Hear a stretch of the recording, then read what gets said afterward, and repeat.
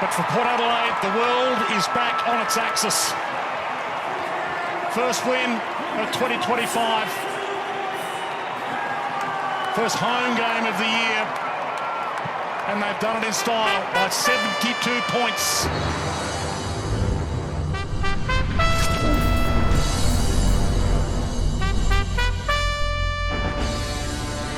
Hello, welcome to the CREEDCAST and welcome to the winners list, baby. Thank you to all who that are joining us this week, whether you be returning listeners or first-timers. Thank you for joining us and welcome if you are first-timers. We appreciate you all. Your Port Adelaide Footy Club needed to respond, and respond it did. The Tigers were no match for Port Adelaide, who rolled through the yellow and black army like the German Wehrmacht rolled through Poland in 1939. It was tanks versus horses. Richmond outmanned and outgunned to the tune of 21-14, 140 to 9-14, 68, a 72-point win. At one point getting out to as much as 86-point margin early in the last quarter. Jamie, you were there on the day. I unfortunately had to miss for work commitments, but I've watched a bit on live and then and certainly caught up in replay. Vibes looked good. It was a nice day out there. We had the Travis Spoke festivities of his record-breaking feats for Port Adelaide as a club, which is we can talk about again throughout. But the festivities of seeing guys like Big Dix, our man. Cluzzer and Kennan getting their farewells as well around beforehand. It looked like a nice festivity day, and then the football really kind of just was the cherry on top of just a day of that was a complete opposite to last weekend. Yes, hello everyone, and hello to you. If you weren't going to bring up Big Dicko and Cluz and Trent McKenzie, I was definitely going to, because it was a great touch to start off our home season. Watching them go around, clapping them for the contributions that they made for our club was a nice way to start, considering that we still had more recognition to come for Boki, like you mentioned. Beautiful day. It was quite warm. I sit on the eastern side, as I've mentioned before, so it was in the sun the whole time. So not as hot as last year, thankfully, for the West Coast game, but still warm enough. But great autumn football scenario. I think we tend to generally always play well across Ken Hinckley's era in autumn and spring. And thankfully they didn't let us down, although I'm sure there was a lot of people going to the ground with a little bit of trepidation, just considering that we'd got belted and football's football. The first two rounds kind of show that, but we did the job. We did what we needed to do. So I'm looking forward to discussing it. Yeah, no, absolutely. I'm very excited to discuss it. Much more excited than I was this time last week. Although, as I always say, we do enjoy the therapy when it comes to the losses to talk about it with each other. But it's always much more fun to come in here talking about a game that contained plenty of moments, whether it be goals. I know the goal of the week was a lot tougher this week. Although there's some standouts. Certainly the Wilson Gray Award, they were just coming out of I think I texted you at some point yesterday, so they're coming out of the wazoo, whereas I think the text the previous week was like, I can't find one. Can't find one, yeah. It was a lot more fun to kind of dissect and go over, and certainly the occasion really lent itself to it as well. It's, I guess, we can talk about it in just a generality before we get into the lines. What did you find? Like, how did you find our performance in person? I was obviously watching on TV. You get a bit of more of it, like the game plan, kind of some of the run and carry, and some of the really nice movement by hand was really apparent, and certainly from a few of our new recruits. And I'm sure we'll get to that when we get to the lines. But how did the game plan look from your vantage point? Because I always find I love watching at the game, because you do whatever sport you're at. You do notice the off-ball movement a lot more, and you can your eye wanders a little bit, doesn't it? Yeah, it does. How did it look in person for you?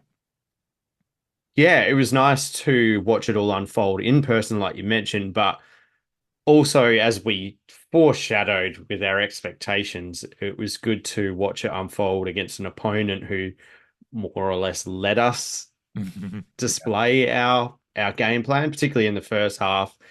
So it was it's nice to see there is a clear change as such in compared to previous seasons, but that's in conjunction with the rest of the league. By all accounts, there's quite a large transition with how a lot of teams are playing. And it was nice to see that it is definitely a heavy handball type of game plan.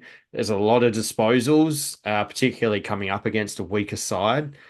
Like us and some other sides putting this type of game plan on the field, they're going to rack up a lot of disposal numbers, and so there's a lot of stats that will be generated. Funnily enough, when it's all in motion, it looks a little bit like a rugby line, if that makes sense. Like if the we're overlapping run and yeah, exactly. Like if we're positioning ourselves well, we're flicking it out to someone on either side and running the lines until someone gets into some open space, and then they can drive it forward by foot or forward by hand, but just penetrate once it's kind of cleared a congested area. So that was definitely something that I noticed, and it's not necessarily something that we've done, particularly in a structured formation like that. Footy is chaotic at the best of times, so it's not always going to look like that or look pretty, but that's kind of the basis, is running the lines, a bit like basketball. Just make sure you've got an option on either side just so you can change the lines if need be. And it's like yeah, soccer, so that's one of the biggest can work in takeaways. triangles often when it's working well, as players fill the space and make it, as a triangle. Yeah, and they're adjusting naturally. Yes, exactly. To who's got the ball. Yeah, exactly. That's a really good analogy to bring up rugby in kind of that positioning sense, because that's where the intangibles of footy and footy smarts come into it, and how well a game plan can be executed. Tongue-tied. I had said to Jamie off air, I've had a very long work day, almost 12 hours, and jumped straight into this, so I apologize if I stumble occasionally, dear listeners. But it was the game. A lot of the game plan success is going to be predicated on the buy-in and understanding, and then there's the football nous of our players around it. And you saw a sign to that that there is a lot of buy-in and some genuine intent. Again, we didn't see it against Collingwood, and that might be just a little bit of slow out of the blocks. We won't know again until what all of these two results really mean, until we're 3 or 4 weeks away from now, and have a few more results under the belt to be able to react more, and we'll certainly will as the season goes on. But just from what I saw on the weekend, I was a lot more buoyed, because the worry was we lose to Collingwood by 91, and then we struggle against Richmond. You go, shit, we're really, really, really struggling. But yeah, we're in a bit of a ditch. Yeah. But the Collingwood result is still a blight on our season, and whereas we've just done to Richmond what we expect to do, but it is good to do what we expected to do, because it means we're not terrible. We don't know how good we are either, and that's the unknown. But watching some of the buy-in and then the game plan, and watching that overlapping run, like there's one teasing forward a little bit, but the something I loved out of the game was the Joe Richards tackle towards the end of the second quarter. I mean, really late in the second quarter, ended up in a really Rioli goal, but there was a little bit he immediately started charging forward, and actually didn't get involved in the play, but he was an available option. That's right. It was the work rate. Yeah. And they got highlighted in commentary as well, I believe. It did. In the replay, they kind of said, look at Joe Richards immediately, didn't celebrate the tackle at all. He's immediately turning the other way, and Ollie Wines got involved in the overlap and there was some really rangy, long handballs, but they were direct and really well executed, and then it ended up in, I think, a Moraes kick into Willie Rioli, who scores. But that was kind of your example of like two or three handballs in a row, and then a perfect kick, eyes down kick, like Moraes could have blasted. I know. I was like, go to the goal, go for the goal. Yeah. But it would have been first a game moment, but I think in the objective view of like, I'm far more happy to see that he has that awareness. Yeah, absolutely. Yeah, mind already, and we'll certainly talk about him in a bit, because he's had a really, really good debut for our club. But yeah, that's kind of where I'm, like, the overall, before we get into the looking at the line specifically, that's pretty much where I'm at. Is just, it was a really good look at what our game plan can be when when it comes up against more pressure and a team that can utilize and keep the ball more. It'll be the interesting, the unknowns. But the fact that we need games like this to start getting that confidence in the legs and the run in the legs as to what it can do, and that's where a season's build from, getting some kind of, as we often say, you need the games and the data and the video to see what you can do and figure it out on the track, because it's still going to be ever evolving, and certainly the injuries are a worry again out of this game as to what personnel comes in and how that changes what we're doing. But the fundamentals of what we're looking to do were really on display there. A wonderful stat I liked was we had 478 disposals, 239 kicks, and 239 handballs. We went at 1-to-1 Oh, exactly. nice. Yeah, Nice. 1-to-1 kick to Yeah. handle ratio on the dot. Like it's quite incredible. Well, yeah, just to extend upon what you're saying, it was one of my takeaways after the game and in the last couple of days is that it's just good to know that we can actually still play football. Mhm. Yeah, Like to put the opponent to one side, obviously after round one, you know, hell was freezing over and like, yeah, all of our worst fears could have come to the fore. But Mhm. that was my main takeaway. It's just good to know that we can still play football. There's still a lot of talented people in that side. And like I mentioned in last week's episode, everyone who took the field against Collingwood, I knew, and what you knew, we've seen them play better games, and Mhm. they all lifted. They all played a better game and put a more inexperienced side to the sword. So yeah, it was good to know that we can still play football. The challenge is, like you said, to do it against some more noteworthy opposition now to really get our season on track. Yeah, no, absolutely. I do want to get into the lines in a moment. There's just something out of and you have watched a replay on KO, I assume. Yeah, so Hmm. our man Dwayne was on commentary, and He was. could you? I don't think there'll ever be a telecast again that has more Paraka and old Meatworks talk. Yeah, and scaring the cows off of the footy oval before the game. Yeah, yeah. Oh, he was really leaning into the local. And um, for those listening, I've just bought a house in Paraka too, so I thought it was. I it's thought it very was a lot close to further for you. home for me. Yeah, yeah, yeah. So I loved that, and I mean. He wasn't getting away lightly either. Like Rashudo and the commentary team were uh, jibing him for dropping his personal history into the commentary.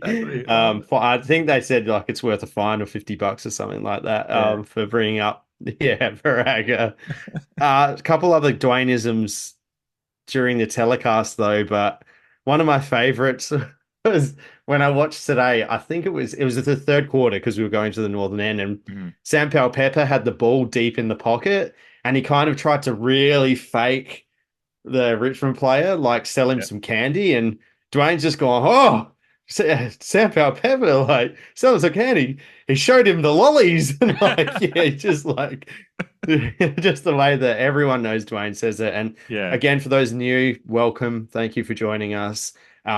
Dwayne is a very love it or hate it. We understand that, but we're a Dwayne Russell safe space here, and yeah, we really lean into the Dwayneisms on Mhm. this podcast. But yeah, definitely, yeah, abattoir, cow gear, old man scaring him off the footy oval before matches, and then a couple live Dwayneisms to sprinkled on top. Not sure it reached the heights of last year's Fremantle game for Yeah, he mine. was because that game was But close, so he was able to. He was like, I think his excitement was there. yeah, there was a bit more 1-2. on the line. Yeah, Yeah, yeah. yeah, Whereas this I'd one, he agree was with just that too. chatting Paraka. But I did have that like when he's talking about Paraka and the meatworks and just all the nostalgia of like me growing up in the country mid north and trips to Adelaide. We're always going through Jepp's Cross and Yeah. the smell of the meatworks and all that stuff. So good commentators are storytellers, and he brought me back to a place I remembered. So He did, yeah, he did.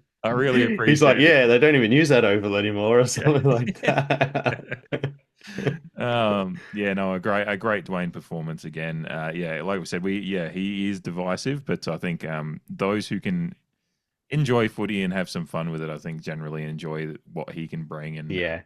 yeah, no, and we obviously some bias with his Port Adelaide history as well. But yeah, even mentioned Yeah. Paraka, a Oh, former 100%. recruiting zone for Port Adelaide. He's given Yeah. every Paraka He's stat that he really, could bring he in. brought his notes. Yeah. Yeah. Yeah. Yeah. Yeah, as soon as he saw Liam Fawcett was debuting, he's like, Paraka ball, there, let's go. Yeah, that'll do it. Yeah. We're away. Yeah, yeah. So long may it continue for Dwayne. Yeah, it won't be the last uh game that Dwayne Russell commentates for us. So Yeah, and then yeah, gives us 10 minutes. he started off with a bang. Yeah. Oh, I love him. I love him.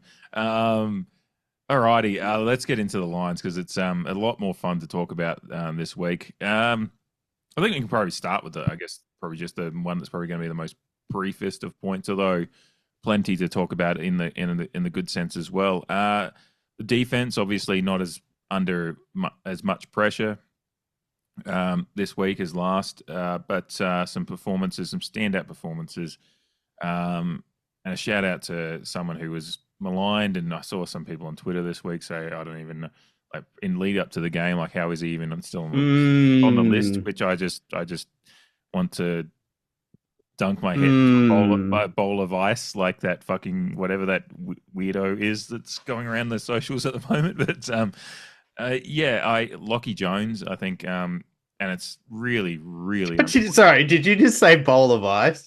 Yeah, the water and ice thing. Yeah, that guy is running my whole life right now. Like the whole business surrounding the dipping your head in a bowl of ice and Saratoga water, bananas, banana peel on the face, like that.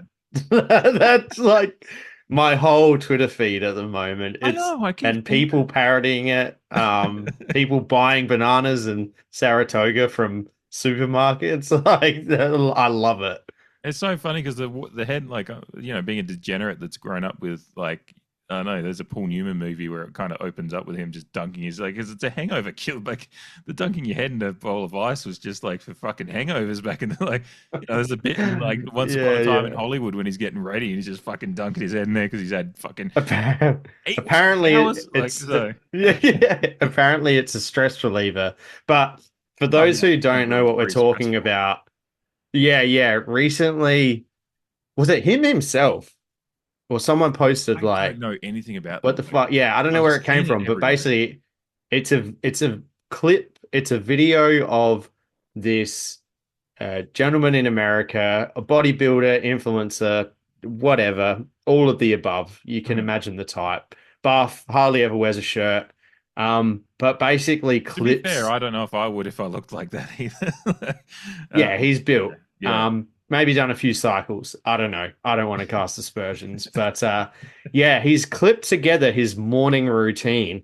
But basically what he's copying a lot of criticism for is that it just seems to be 4 hours of useless tasks to then, made up, 4 minutes in midair while he's diving into a pool. Yeah.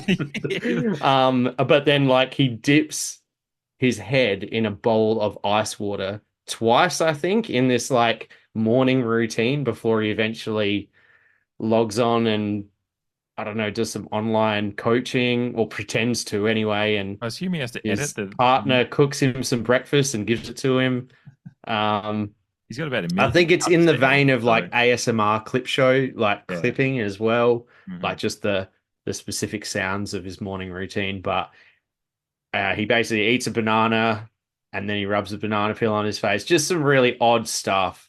And he's copying a lot of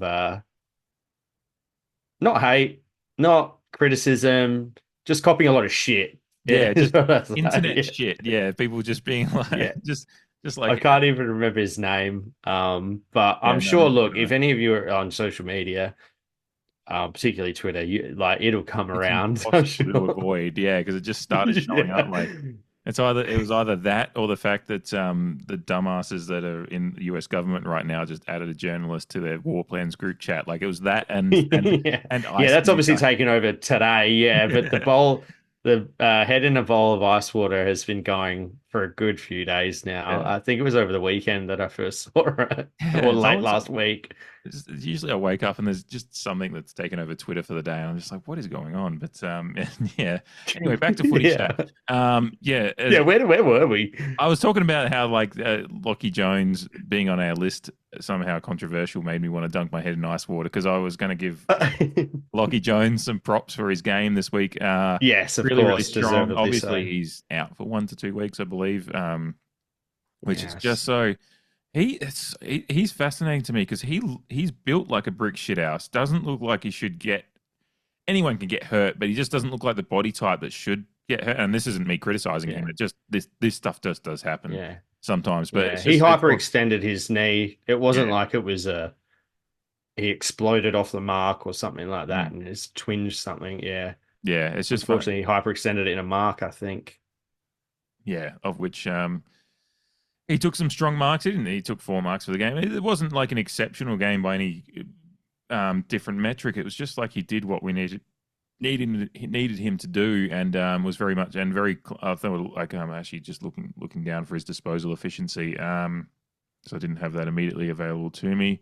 86%, 290 meters Yeah. gained. Like just 6 score involvement. So he's getting involved from some of his stuff at the back there as well, and just yeah. I mean, we as a team were pretty Well, some of those handy with. kicks were divine. Yes. Like what we Him. are asking our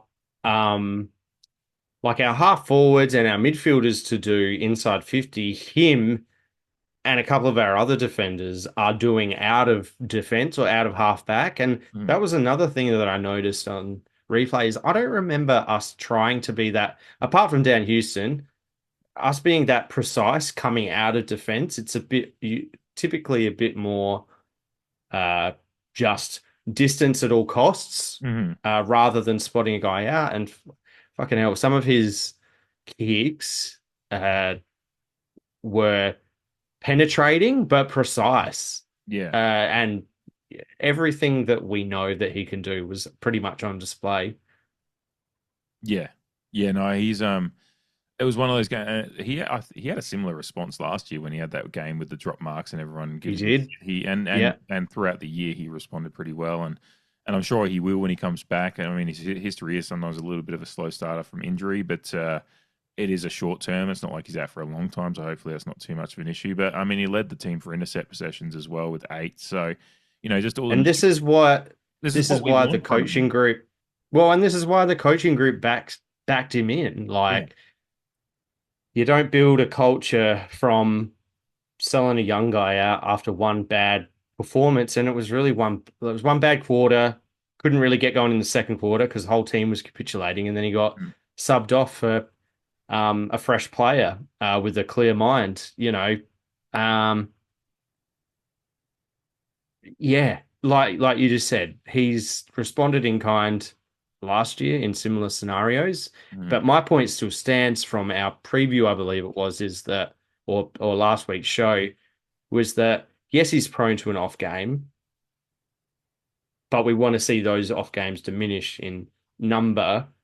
So now he needs an extended period of time where he plays at that level that he did on Saturday afternoon. Unfortunately, also, like you mentioned, he's going to have to wait 1 or 2 weeks to do that.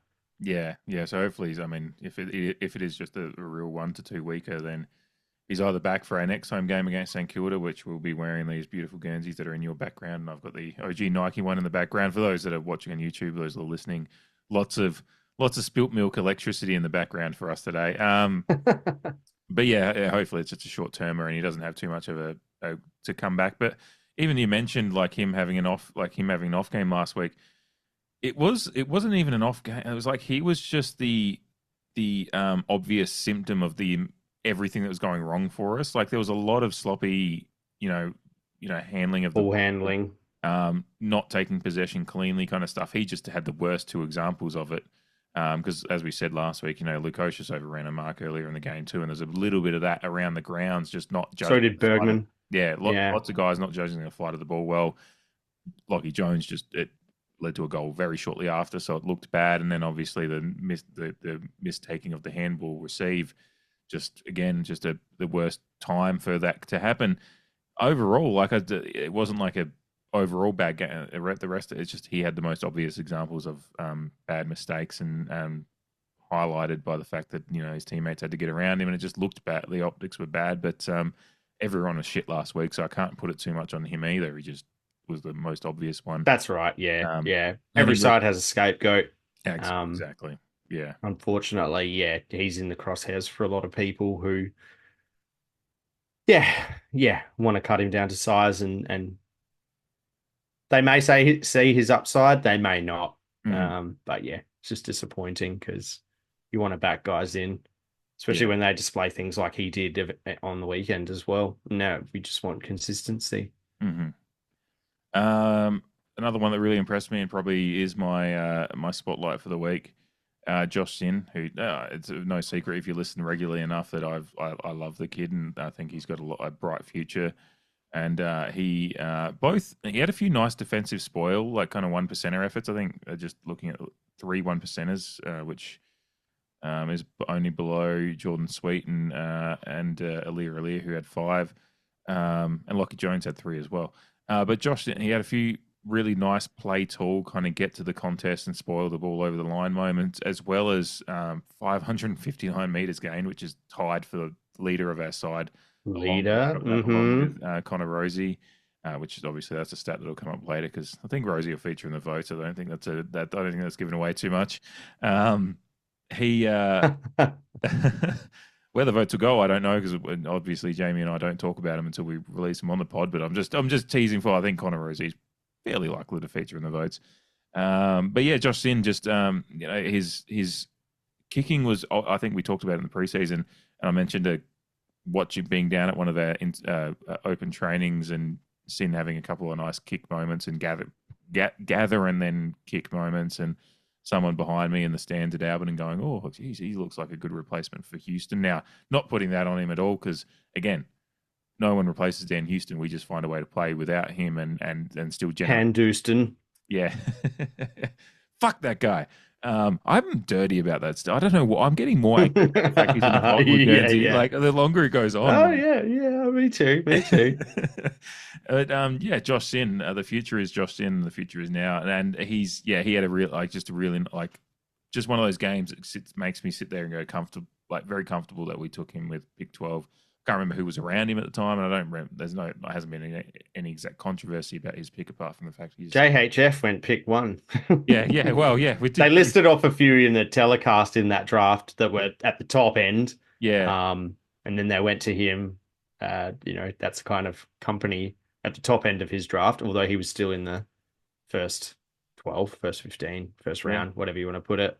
But yeah, if you didn't bring him up as spotlight, he was definitely on my list because if you were to list best players at halftime, he was definitely up there. I think it's probably his best game that he's played for Port Adelaide.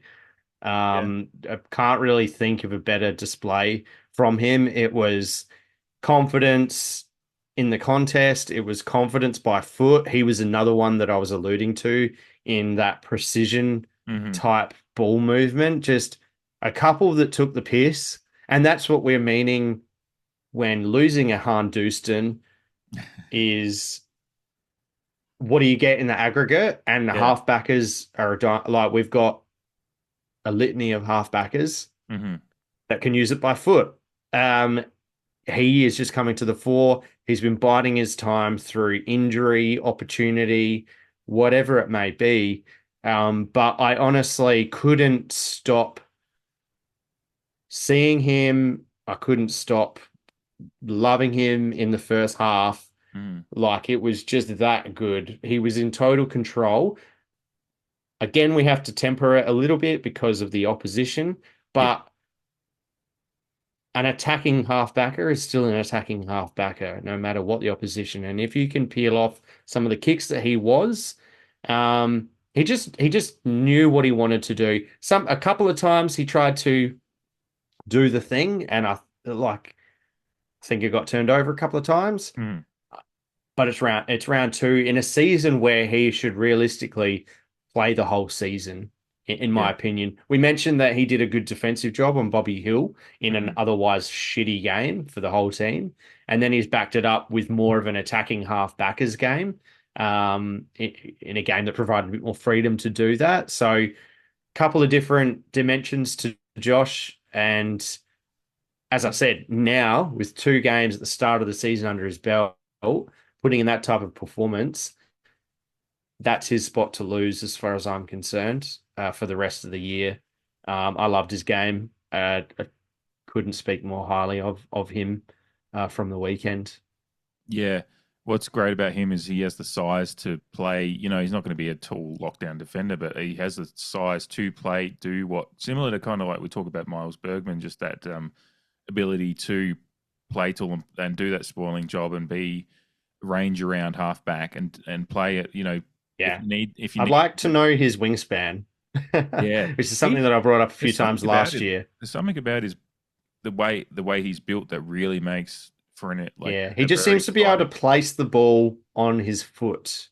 And I assume, much Yeah, like anyone with long arms, that helps in his disposal effectiveness. there's a that is a thing I remember from fucking playing footy when I was a kid. Like you don't want to. Yeah. That's why they one of the first things they You want should. to reduce the drop zone. Yeah, because Like, all of us yeah. when we were like little kids would just hold it out in front of us and like fucking slam it onto our Just foot. let it And the go. first thing they teach you is like arm straight down and so um It's as if he's kicking it out of his hand. yeah Um, yeah yeah no the way you so kind of made that point is like it's open. Like I know you've mentioned it before, but it kind of just of thinking about it more now, and you are right. It's just there is a unicorn aspect to how his body composition works for being, and because he's such an athletic player as well, and has some speed and dash, and he just looks like he could be not just a cult hero, but a real big player for us. And we've seen enough of him now. I've seen enough of him to say he has the skills, he has the body and the talent to make it and be a very, very good AFL player. Whether he's all Australian level, I don't know, but I've seen enough little signs of what the little skill mm, aspects he has in his game, and this kind of mhm. game you can see it get put together. Now the next thing is these kind of players doing it against the big sides in big games and big moments. But he's got all the attributes to do it, and if we can keep him in the side and keep him fit, I mean that's going to be the other thing. But those are things that you can't control. But we'll keep him. I'm touching every piece of wood. Yeah. I'm That he, literally rubbing my yeah. hand on my desk now, which Because is it's a bit like the Hamish Hartlett thing, right? He was drafted with high regard, like with a lot of potential, but for the early portion of both of their careers, just riddled with injuries, soft tissue injuries. And mm, Hamish Hartlett finally grew into his body more so, kind of shook those regular injuries off and then was able to really get into his AFL career. mhm. And I'm just hoping that, yeah, this year is that year for Josh Sin. Yeah, Because, like you said, we've had glimpses of what he can do, particularly last year when he was on the park more often than not, whether it be for the Maggies or at AFL level. And he showed us, yeah, those attributes that he's been drafted for. But the last couple of weeks for me, just only further that aspect for yeah, me in regards to his game. yeah. No, absolutely. He's a special talent, I think, and long may he continue in our side. I know we've both talked about it a lot. There's a few. I mean, we could talk about everyone, but I know I kind of wanted to focus in on those two first because they're the ones that are probably the newest to. Well, Lockie Jones has been around a while, but just with the malaise that he had last week and then the talk around him, I wanted to focus on him first and then Sin. But anyone else to? I mean, everyone had a great game down there. Like we saw, considering how undermanned we are in defense at the moment, and going to be more so still next week, but or this coming week. But we'll Mm. talk about that later on. But just in the prism of this game. I mean, Alir was imperious again. Like, he didn't have as much work to do, but he taking the intercept possessions and didn't even have to take. Yeah, Yeah, didn't have to do a hold. I But I did notice that like there's a couple of our guys down back who I think generally prefer a kicking game, and they're mhm, still getting used to handballing as part of a different ball movement strategy. yeah, Because we did kind of fuck around with it around halfback, and it did result in a couple of turnovers. mhm, Yeah, from Miles, Kane, Farrell, those guys really just prefer to get it on the boot more often than not. And don't get me wrong, they still had decent games, but there's still room for improvement there on the halfback and the fullback lines where just those couple of, because not everyone is blessed with the same skills and not mhm, everyone has the same preferences of how they would want to play football. And yeah, just we're 2 rounds into a new game plan in the season proper. And yeah, there's just a couple of glimpses of people who probably are still getting themselves accustomed to a handball heavy game plan and handballing out of trouble rather than just chucking it on the boot. So yeah, just a A couple few of players that observations. There probably, was just some silly things sometimes yeah, deeper on the ground that kind of cost us and let Richmond. I mean, I think that their only goal in the first quarter came from one of yes. those moments. Mhm. So that's just a couple of observations that I made. And I'm sure after a period of time, once we get into our work, that'll clean itself up a little bit. Um, but it's good to know that we played well, we responded well as a team, but there's always room for improvement. But apart from that, like you mentioned, I thought the whole back line, Logan Evans was all over the place as Oh well. God, yeah. Could we, like you said, we could go on about everyone. Mhm. Logan Evans had a well-rounded game and And he and Bergman an had improvement on last week. 20 marks between them. So yeah, Yeah. just both of them and Logan Evans. Did someone say Moneyball? I don't know. Moneyball, Some of these stats and some of Moneyball, these attributes Moneyball. seem to be Yeah. spread out, like yeah, in the absence of someone who may have exited. And it's funny being like we mentioned, you're still a Usual bit shut not dirty being on the down. trade. Like we're actually seeing some of the benefits of that trade, like particularly in this game. Oh yeah. Uh quite a number. But yeah, no, the defense really happy with the defense as a whole. They didn't really get tested, Mhm. granted, but you can only play the team that's in front of you. And Yeah. yeah, letting in They combated a lot more, under and that's what I 11, wanted to see. 12 goals. Yeah. Sorry, 12 goals worth of points, I should say. I'm looking at AFL score when I say that. Yeah, yeah. I didn't actually even. That shows how comfortable the win was. It's the first week for a while. I haven't looked at the X score account at all. I didn't. That's part of therapy when you have a loss. It's just Yeah, like exactly. how much should have we kicked and how Yeah, much yeah. more did they kick than they should have kicked? God, it would have destroyed my soul last week if I looked up the X score and it's like, you should have lost by 110. I would have been like, oh, fuck.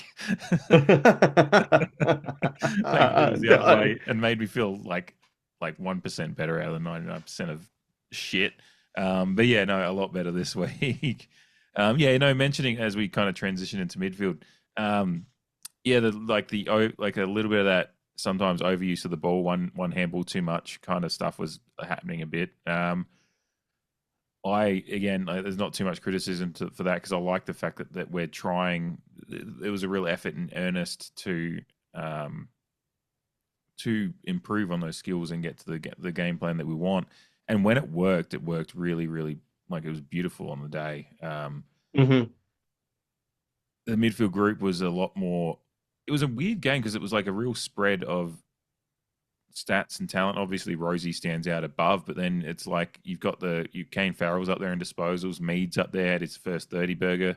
Very funny. He did, yes. He was very funny on 5AA afterwards as well because I was listening to it as I was driving to another event that I mentioned to you earlier. That they asked him about what his dad did. He's like, yeah, no, my dad never got there. Like, I can't remember exactly what he said, but he kind of said, he never even got 20. No, he was just like burning Darren on the radio. It was a very, very Yeah, I very don't good think sense of humor. I don't think he appreciates being reminded that his dad played for the club. I don't know. It's just a vibe I get from press conferences that he's Yeah, had where they do bring up his old man and he's just kind of like, yeah, we're different players. So like, yeah, there's yeah, no it point doesn't even matter. trying to Yeah, compare. yeah, no, Yeah. and they're very different players, different like body shapes, play like stand like where they play on the field. Everything is very different about both of them. So, um, but yeah, it's great to have him like the son of a gun, like him playing. But yeah, he and Burgoyne both getting 30, so which was just fun for nostalgic vibes. But yeah, it was a really interesting spread of disposals and because HORNE-FRANCIS is right down the list as far as disposals goes. Wines is up. Yeah, well, yeah, he is. And I mean, perhaps because you brought him up and because my Mm. other spotlight chances we've kind of already discussed. I did have JHF there because you're right. He did have a lower disposal game. I think just some of the changes in our team makeup have kind of forced that a little bit. Yeah. and we trial Willie in the middle, which I'm certain we'll get to in a sec. But before we do, um, number one pick kind of criticism areas. Mhm. Um, again, just the focus has tended to be on the what is it, the 4 free kicks that he gave away on the day or some shit like that. Mhm. But I think it is important to note the fact that he did even that out, particularly because he had 4 direct goal assists himself, which is Mhm. noteworthy. So I guess I'm more or less this is a bit of a backup spotlight for me. But I did want to spotlight him just because while he's had an amazing preseason and he looked like he was ready to burst, he's kind of been a little bit restricted in these first couple of rounds for different reasons, I'm sure. He spent, his time forward. I mean, I had him in my best players last week anyway. Mhm. But yeah, I just think it was important for me to just bring up the fact that just level out the bullshit. Like, yeah, it's frustrating to hear the main focus being on kind of his body language and some of that aggression coming out. I couldn't give a fuck, to be honest. Like, he got the raw end of the deal on many, many occasions, and I really appreciated Ken biting back at a reporter bringing up JHF's free kicks or whatever, and he's like, well, how about when he got strung around the neck and nothing Yeah. happened? Um, he does get officiated differently. I think, there's countless examples of that. And but he handed off Joe Berry's first goal and he had 3 other goal assists. He kicked his own goal. He probably should have had 2 on the day. Like, it all balances out in the end for mine, and he's still doing the team thing for me. So while he wasn't, yeah, up in the upper echelons of our team from a midfield perspective, I wanted to bring him up just to highlight the good that he still brings to our side and some of those selfless acts. Another almost game too. Like, the Collingwood game was an almost game for him in some regards. Like, he went up for a few, like he came across the pack but dropped the mark. He had like a specky attempt, I think. This is against Richmond now, and then dropped it in the end. Like, he was so close to definitely being on the Wilson Gray radar, Yeah. Yeah. but just like couldn't control it. And I'm sure had he taken those, all of the other shit would probably be absolved, because in the end, it was the selfless nature of the game that, easily forgotten by people who have a narrative they want to run with. So yeah, just wanted to highlight that.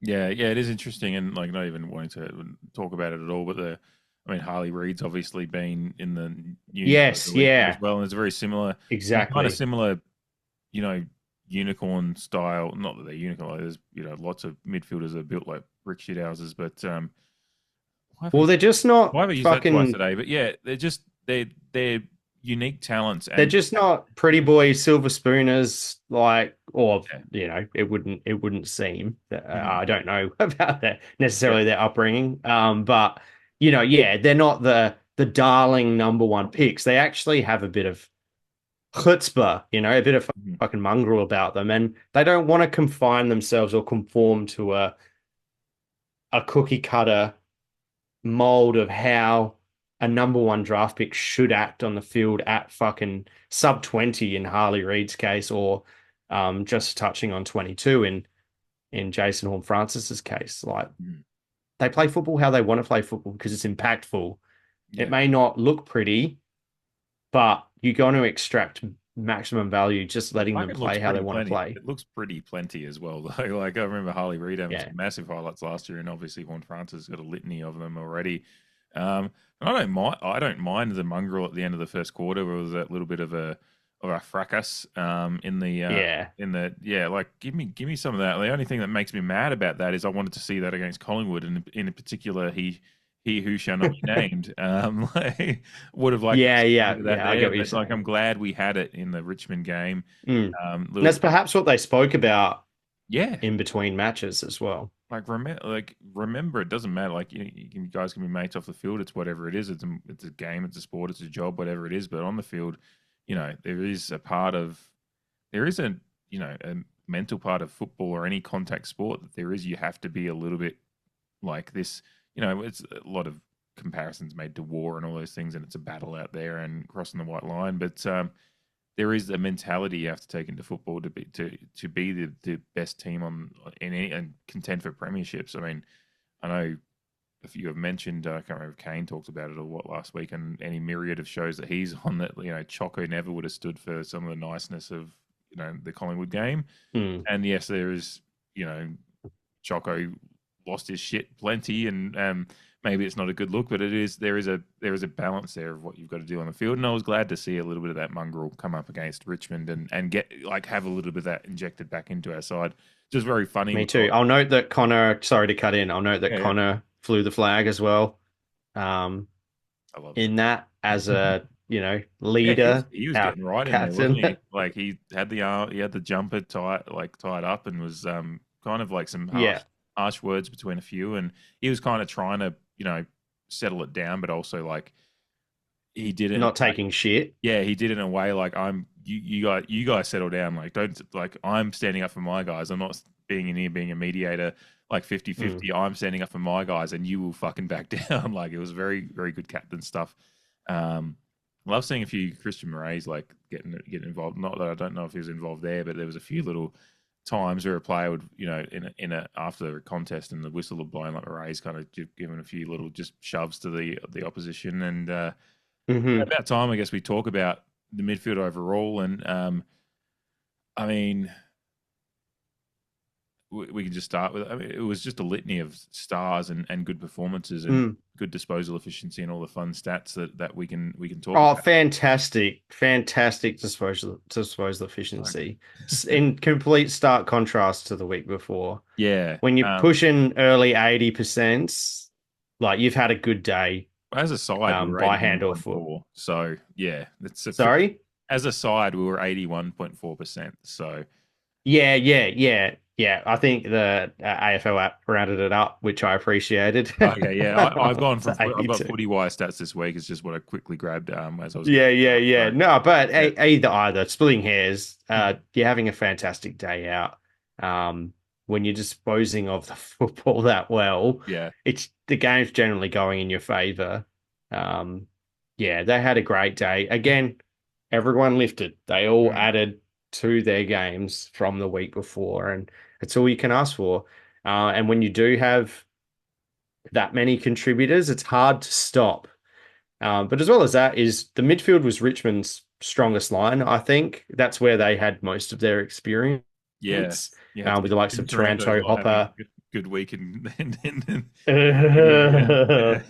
oh, not a good week, but hey, like if you're not going to play a good game, you leave yourself open. Yeah, he is. Yeah. Like top one. And yeah, and I mean, I'm still a little bit dirty on Cornsey fucking laying into Lockie Jones the way he did on Friday morning for the reasons that we kind of brought up before.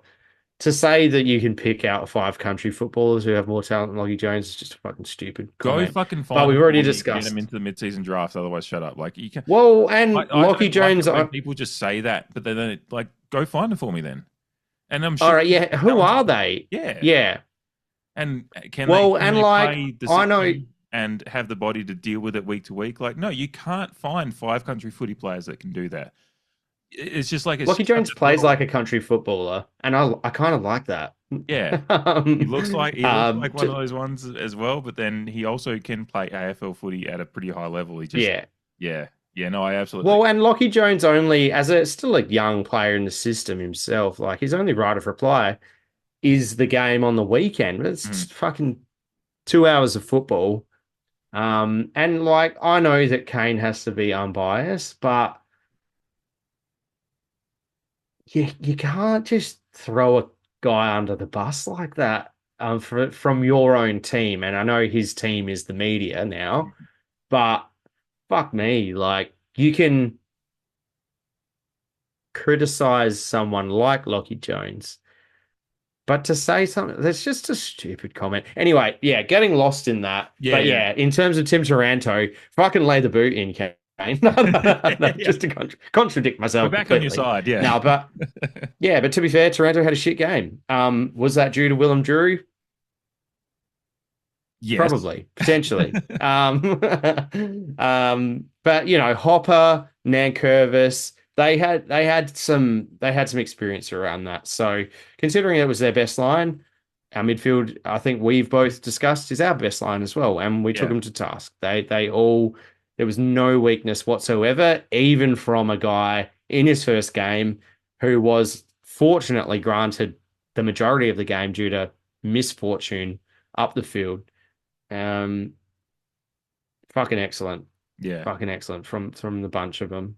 Yeah. Made it really hard to do the votes this week. Yeah, it was. The one area we did get beaten out of the centre clearance again this week by a decent margin, but I don't know if, I think it's just Nank was pretty good, but then I think Sweet won the hit outs to advantage as well. So, and if it goes out to a wing, yeah, it's clearance from the centre, but it just hasn't really made much of an impact. Exactly. I think watching the replay, I think there were quite a few examples of that. Like it was cleared from congestion, but it went nowhere. Mm-hmm.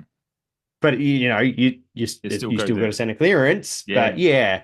And I think that was the thing that I wanted to bring it up to, because I was like, when I saw that stat, I was like, and it'd be interesting to know what you maybe noticed on the day and then in your replay watch, because I watched it half still working, like I was watching it on TV at work, so I was a little bit in and out of the game, so I've only watched one full replay. So I kind of, what I thought was like, I just don't see an +8 centre clearance differential from Richmond in what I watched. But so is that, yeah. And you've just kind of alluded to that. Is that how it looked on the day as well as your replay watch as well? It's just yeah. Well, I was surprised to see that stat as well.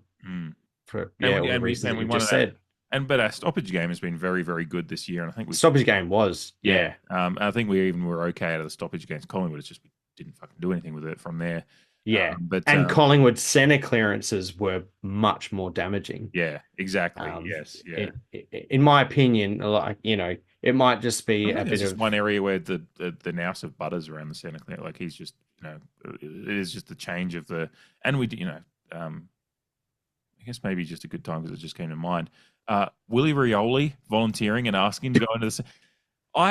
Could not. And the first centre bounce too, and I was just like, Willie's at the first centre bounce. Like, what's going on? Like, this is so strange. As I was working, I was like, wait, what? Did I just somehow slip into the twilight zone at this point? But then, because everyone criticizes Willie's work rate, like there's a lot of somewhat, I don't want to say it out loud, but there's some somewhat racist commentary around Willie's work rate and fitness and everything that comes with Willie, and because his body shape is different. Yeah, exactly.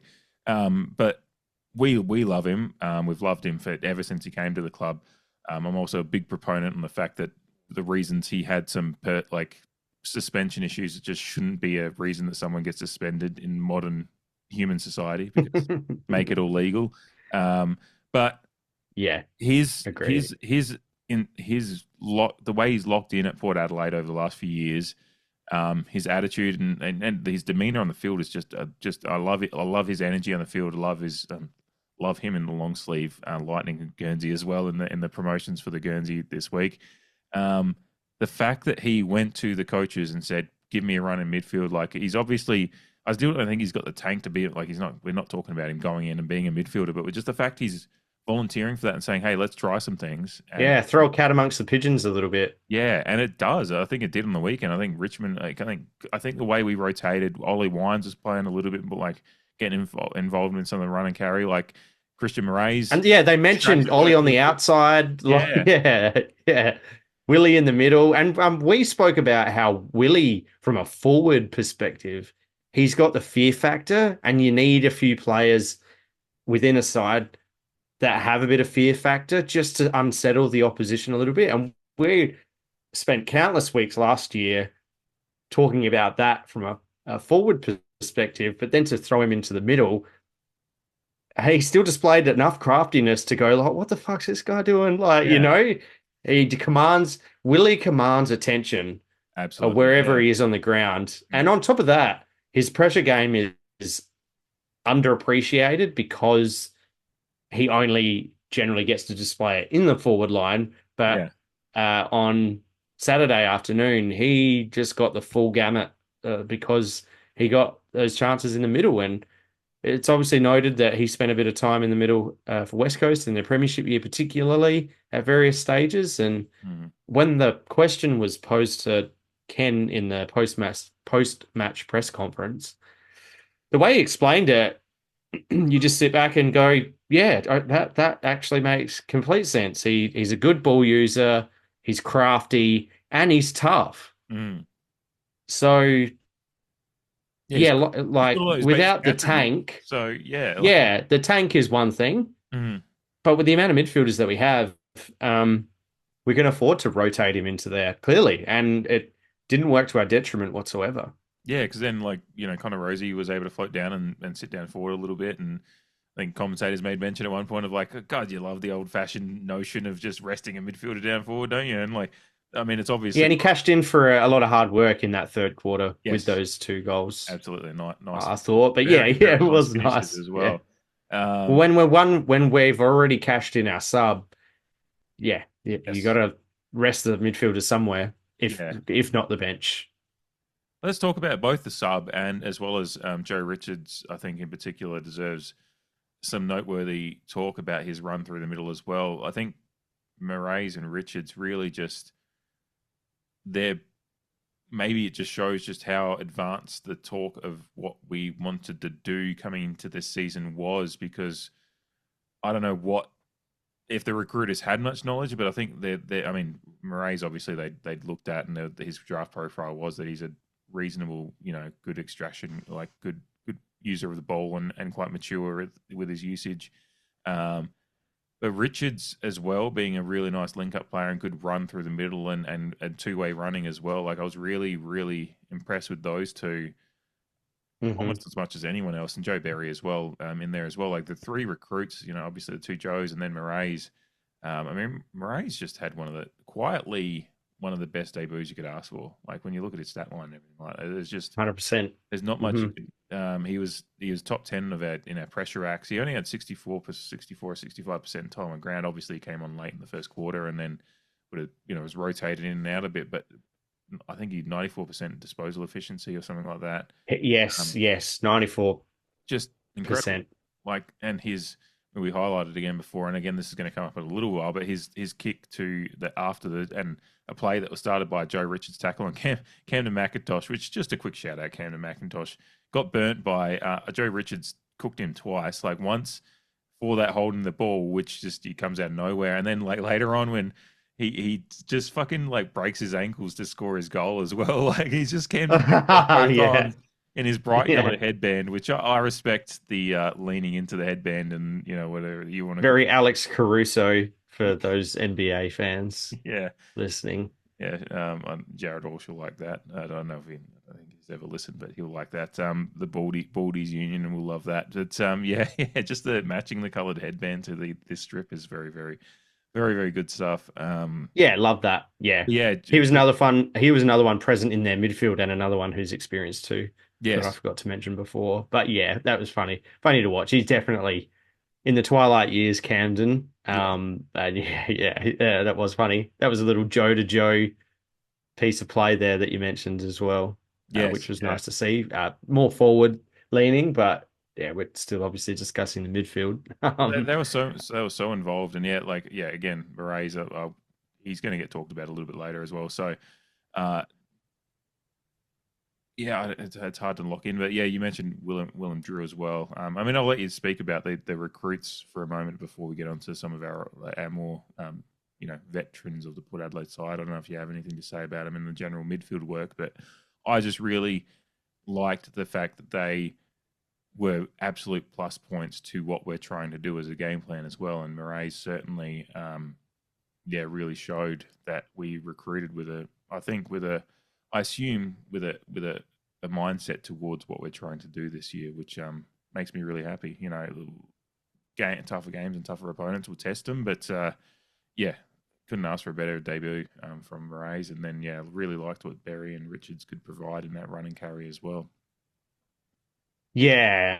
Uh, Richard's work rate was spoken about a lot during the preseason, Mm, and this game definitely allowed him to put that on show. He was everywhere. yeah. He was all over the ground. His work rate was elite.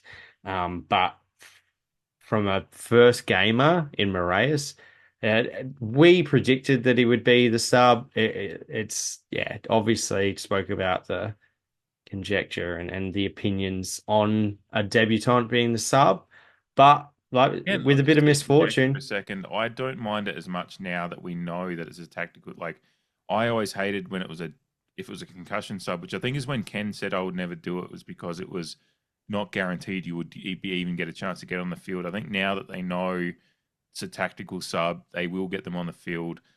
I still would prefer them to a debut, but you know they're going to get on because the old Yeah, what's controversial was the fact that it'll go down as a game played even if they don't touch the field, whereas now they are going to touch the field. So I'm yeah, a little yeah. bit less. It's not worth worrying about for me now that I know that they're going to get on. Whereas the Yeah, concussion kind of thing, neither nor for me. And I was resigned when we did our Patreon show. And thanks everyone on Patreon, by the way, and everyone who listened. Hope you're enjoying those couple of shows that we've recorded so far. But yeah, like we were both resigned to like, yeah, very accepting of the fact that he would probably be the sub. But I think you will also find that there's a lot of people who still despise it yeah, and will put I their can have the comments on social discussion. It's media. just like it's not. I can't get worried about it now because I'm like, It's oh, not something I'd lose sleep over. yeah, Yeah, it's just yeah. like, I would prefer to see a whole game, but And we who's did. going to come out? To be fair, we did for most of it. And yeah, and that was the beauty of it is you Yeah. never know what's going to happen. And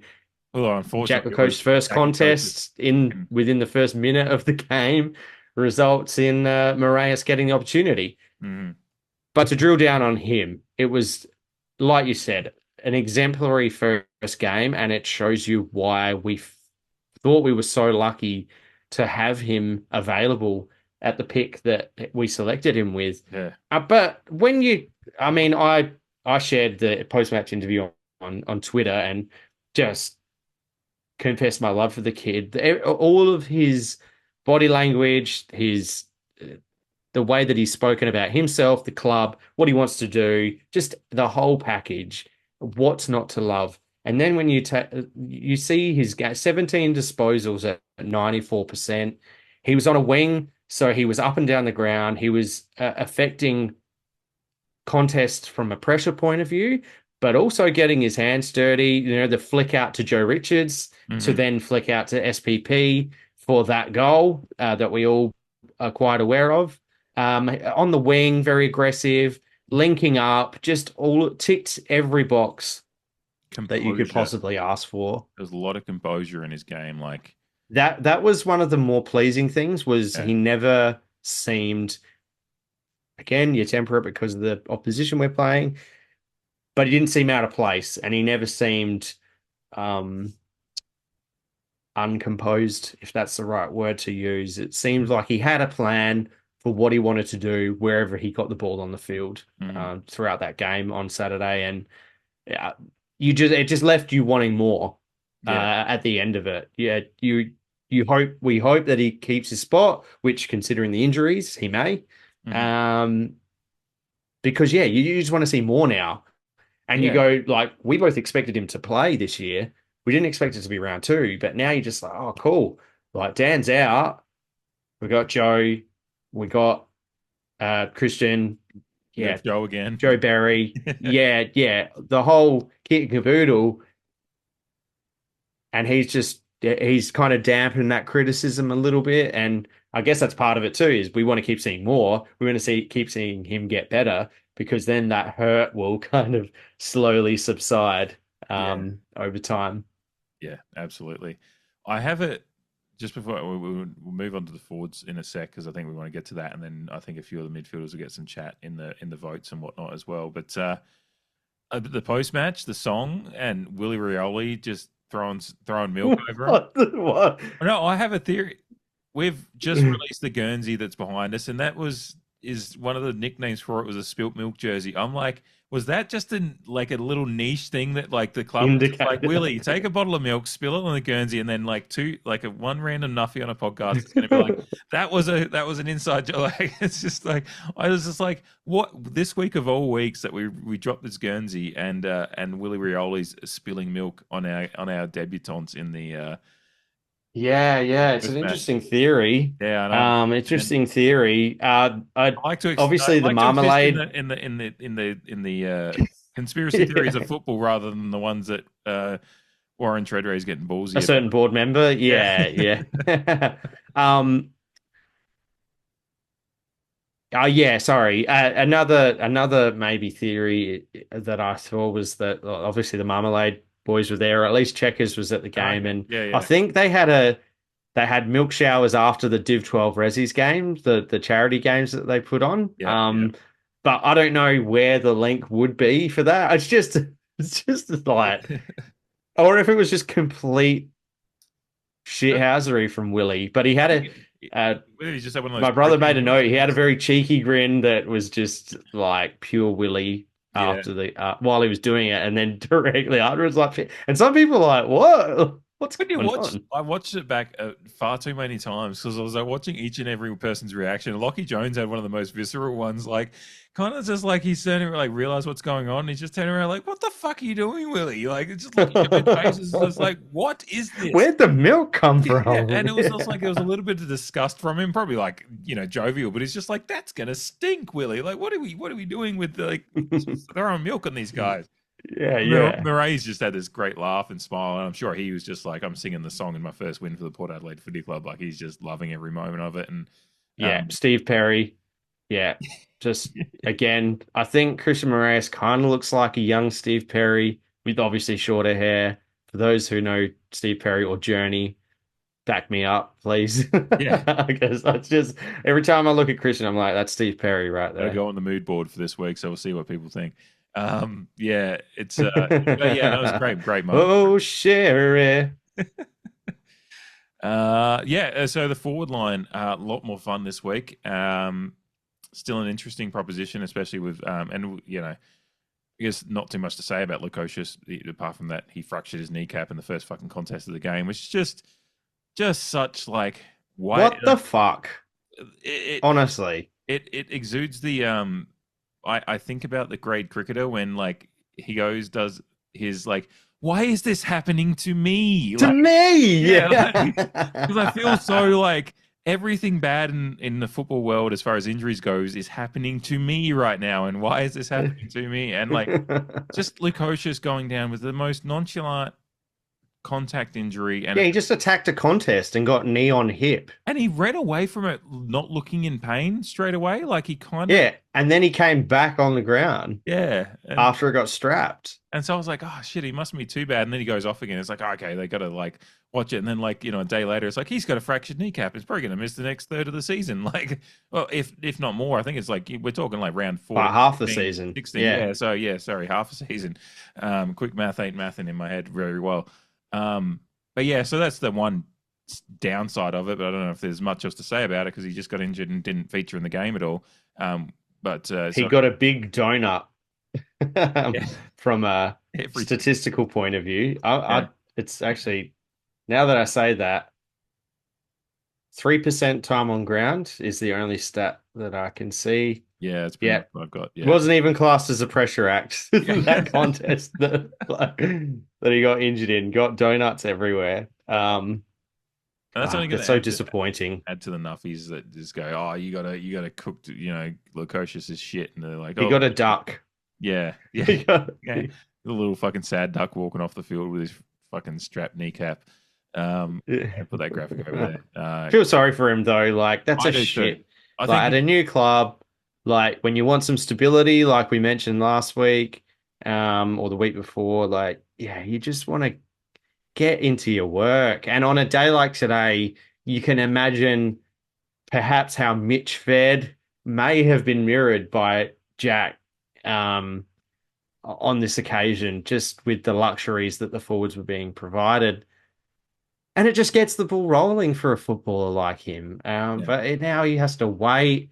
he has to rehab, whether he comes back through the Maggies, and then he has to hope for I think he has to come back through the Maggies with that long term off. you would have thought, I would have thought so. It's the upper echelon type of players like your Connors, I mean even Zach came back through after his foot injury that year, and Robbie. I remember going to see Dixon kick 5 against Norwood one year. I went to a couple of those games too. That was what, 2018? No, it was 2019. Fucking great to see Charlie playing the prison bars. Yeah, that just men against boys stuff too. Like he fucking monstered those. He was a behemoth. Yeah. Yeah. And there's some big boys in the NFL, as we be fair. Like it's a good comp for what it is. A second tier competition. Mm-hmm. But yeah. So it's just disappointing for Jack. Like he's had a bit of a hiding to nothing now because he has to kind of prove his worth in what could be a third of the season at the back end of the season. We just have to look at it that now he's going to spend a few months out. He's going to come back. We'll see what we can do with him this year, but we've got to look towards our team this year functioning without him, and his first year in earnest is now going to be 2026. That's just what it is. Hopefully they'll have an impact, but it's going to be like, it's not going to be the same impact as we're building around what you can do, because we just can't do that for the next that's a good point. 12 weeks. So we've got to actually focus in on the fact that Lukosius isn't a part of our game plan for most of this year, and that ergo means that he's going to be coming back in and just trying to play a role rather than, and maybe we can switch back around, like I don't know, but that's how I'm just dealing with it. Is like we've just got to work with Lukosius. Hopefully, he can come back and be like an X factor if we're there and thereabouts at the end of the year, and be a real plus point, because he clearly has the talent. We've seen it already in unfortunate enough, but I look at it and just go, for me, his first year for Port Adelaide is going to be 2026 now. Anything else is a bonus for what he can provide us. And I certainly expect he can if he does get back fit okay. But, early in the process of a recovery from a fractured kneecap, I'm just not putting any timeline on it exactly. Because we've seen players come back quickly, and then we've seen, like, when Zach Butters got hurt against Richmond back in 2021, when he went down, was out for a few weeks, and then he had the surgeries, and there was some nerve issue with the surgery, nerve damage, out for another month or 5-6 weeks, longer than he was meant to be. So I just like when a player's this early into a long-term, what is a relatively long-term injury, I'm just like, we should work towards the plan without him. Which, if this game is anything to tell, which it won't be, we're going to have a lot tougher games, but lots of fun seeing Georgiades 4 goals, Powpepper 3 goals, Rioli 3 goals, Rosie 2, Burgoyne 2, and then like a litany of 1-goalers. Like it was a really, really nice effort. Lots of good eyes down stuff. Burn Jones with a couple of the most exquisite fucking kicks that you could ever see in a football match. Oh boy. Like, good Lord, light me some candles, get me the Vaseline, and just give me the Burn Jones. Just give me the Burn Jones, like, assist highlights. Yeah. Like, it was incredible. Put on some Lionel Richie. Yeah. Let's just get some velvety voice going. Yeah, but I think, like, it's one of the better, I don't know, one of the better games that he's played as a forward. He was playing high, but I think more so for those types of disposals that I don't think we're used to coming off of Darcy Burn-Jones' boot. And him into like just the like it had to be sublime. Yeah, just sublime. And like once was enough, but he did it twice, and it's just like, oh god, Darcy, stop. Yeah, like, there's only so much. Well, but I also appreciated, and this was him and a lot of other players on the field really using the shake and bake to kind of change angles. And I don't know if that's just Barry did it once. Theme of the day, or if it was just a coincidence. Yeah, but Joe Barry got us away early from a similar thing, in the center, going one way, shake and baking the other way, getting us a mark inside 50. But DBJ, just all facets just kind of were on display. And then just due to the injury to Burton, got swung back and still just kept on going in the same vein from a effectiveness point of view. Just a great game from him. I was so surprised, and he was definitely a left field like best player's chance for me. Yeah. Just because of some of those entries inside 50 and his disposal. throughout the match. I was like, what's going on here? 88, I'm here for it. 88, Don't get me wrong. 88.9% he went out. So he's Yeah. one of the best on the field, 350 gained and 12 score involvements. So yeah, a really Yeah, that was one of the big things as well that was gave him a chance. yeah. Because he ended up being the highest champion data rated player from the game, I love which is just amazing. And again, secret herbs and spices with this thing, like still don't know, still can't get a handle on it. Yeah, I did share that on Instagram. I always share it You just did, yeah. without any comment because I'm like, I don't know if I completely agree, but I think it's a good notion to what people should be looking like. Like when people say, "Oh, someone had a bad game," but then they end up champion data. Like I think it just shows that maybe your watching of the game somewhere. Like there's some you need to meet in the middle somewhere with like because I think their top rated player for the week was Zach Merritt, and they lost by 60 points. But Zach Merritt did have a great game. He had a But lot. He it did a really is. lot. Yeah, As a yeah. lone It hand. probably stops it from being like a fucking 80-point loss or whatever. But it does also show that Jeremy data purely boils down to an individual performance rather what's going on. But I did have someone reply, and I can't remember who it was on Instagram, and said, "Oh, Rosie's not in that slide." And I was just like, "Oh, you just got to check the next one," because Rosie was one of the top rated players Yeah. still. But it is interesting when you see there's 3 or 4 port players that were top rated beyond before Rosie, even though I think again we'll get to our votes later on. But yeah, I'm almost saying him multiple times, but that's just how fun this game was. But yeah, been back to the forwards though. I mean, Georgiades was kicking nice and true. Pal Pepper just had that was a Pal Pepper game and one of the better Pal Pepper games I've seen as well. Like he really reintroduced himself to the fold be 2 games on into Saturday. your premiership points return. Yeah. Like as far as Season games go. I proper. know Yeah. he had preseason, whatever. To be doing what he was doing, the confidence in his body, it just shows that he has had a good preseason recovery from injury. Yeah, he showed him the lollies. He, good on you, Dwayne. Yeah, no, that was just such a great Pal Pepper game, and I don't think it's fucking teasing anyone to say it. It's probably going to come up in the goal. I assume the goal of the week. Well, also a left field option for me for votes as well, because he kicked the 3 goals too, but he also had 3 goal assists himself as well, which from a goal involvements point of view, just strictly goal involvements, I think he topped the list. Yeah, he was really, really like, again, he was one of those ones that like stepped up his level of what a goal involvement for him can be. He just seemed, everyone in this game seemed to be locking in on something that we're trying to train into the players and as far as our forward 50 entry and how we're using the ball in the forward 50 as far as finding targets. Like he just seemed more locked into that kind of unlocking what he can do in that space. And he's got fear factor too. He's another one that we missed last year, although we still had Charlie last year, but just a re-entry of someone else who adds a bit of fear factor to the opposition. Yeah. Great SPP game. We got fend offs, we got bursting through packs, we got lead up marks as well. Yeah. So it was a really great forwards game from SPP and one that we had become accustomed to before his injury. Yeah.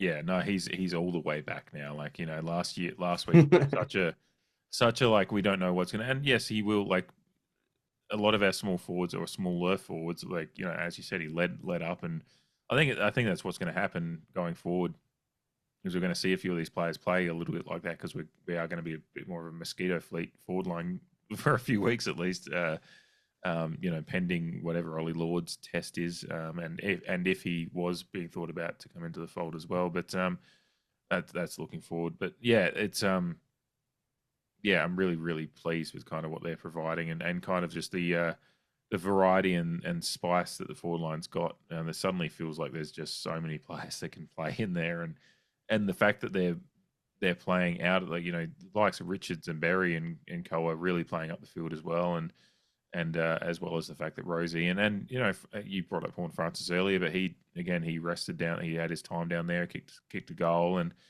obviously could have had another one, but he fed Joe Berry nicely there for his his first AFL goal, and a really nice moment, a nice little moment Yeah. to kind of push back on the notion at the end of the first quarter about Horne-Francis losing his cool a little bit. He was very cool in that moment to kind of, because it was one of those little ones that's fraught with danger that if you don't execute the handball over the top right, that you're gonna Yeah. not It set can him be a up bit very of a well. Peter Burgoyne Yeah, 2002, 2003 I kind of moment. yeah, because Yeah. Berry kind of held his hand up for the handball with Horne-Francis, but then you could see that whoever the Richmond defender was kind of looked towards like, oh no, I'll stop this. So Horne-Francis kind of stops and looks back, but then he feeds the handball over the top, and it's a Yeah. finish. So it's a really really a really nice moment. And of course, like Joe Berry's had a couple of opportunities with set shots for his first goal, but and he will score plenty of them. We know that, but yeah, it was nice for him to probably just get the monkey off the back as far as him That's it. Yeah, thinking about 100%. it too. That's what I was thinking And the too. next set shot he takes, it's not going to be for his first AFL goal, so he's not going to have to worry that little Yeah, subconscious worry in his mind is not going to be there. Not I that agree. I presume and expect that he's a fair professional in that sense anyway. But yeah, takes that away now too. So yeah, no, really, just some great, just a fucking great game for the forwards. Did you have anything else in particular you wanted to bring up on them before we get to some of the segments? Because I'm sure there's plenty that. No, let's keep rolling. Yeah. Just much like every other line, well balanced. Everyone lifted from last week, so really happy with it. Yeah. Actually, just one stat I wanted to mention: 37% of every inside 50 ended up. Oh, yeah, Up in a goal. conversion. Really Yeah, good or conversion rate. however they label it. Yeah. I mean, yeah, 60% conversion rate for score. Like, yeah, no, sorry, I'm looking at the wrong. Yeah, I mean, we almost 60% of inside 50s got a score. But Led us to yeah, scores. Yeah, yeah, 37.5% were of our inside 50s were goals. So that's it's a good just, number. yeah, a very, very good number. So, it's not always going to be, obviously, again, we mentioned it's not always going to be like that, but it's a good way to really get some of the game plan bedded in and for players to actually get a feel for what they can do by playing in this way. I think is a very, very important. That's why you have to win these games well, because you get some confidence out of them, and we can take that forward into some of the more tougher games coming. Yeah. And just sorry, just on that before we move on to segments, the Uh-huh. criticism of us more or less putting the cue in the rack in the last quarter really seems dumb when you find the injury report after the match. Yeah. Like, I don't understand certain people's insatiable need for you to extend upon a lead and then treat the win as a bit of a loss because you haven't won by 100 points, when 100 points was looking like a real possibility at one point. Mhm. But when you consider that there's a 5-day break ahead of us, we had an early sub, and as it turns out, more people on the field were injured than you actually were aware of, which does happen in football. Mm. Surprise, surprise. Yeah, we needed to preserve ourselves in the last quarter, and Richmond, to their credit, they lifted. But I don't understand the people who jump up and about and treat a win like a loss when we haven't gone on with a 72-point win that Yeah. could have been a 90-point win, or whatever. Like, sure, it was looking like it was going that way at one point, but there's a lot more things at play than you understand Mhm. sitting on your couch or sitting in the seat at the ground. Like, and as it turned out, there was a lot more at play. Mm. So I would have thought that Burton resting forward would have kind of alluded to that, but Yeah, we've seen that before. So apparently not. against Richmond as well. So And we yeah. couldn't sub him off, could we? Yeah.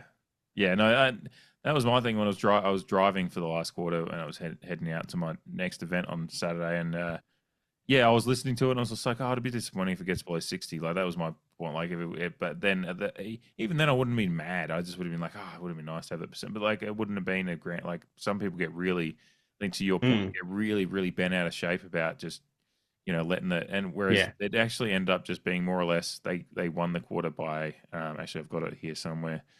We were up by. I think it was a goal. No, Oh, well, actually, we were up by 84 at one point. we were up by and 80, then they we were brought up it back. by 81 at the end of the third quarter. We won the game by 72, so it wasn't that we won every quarter apart from the last one, and that was when we were leading by 81 at.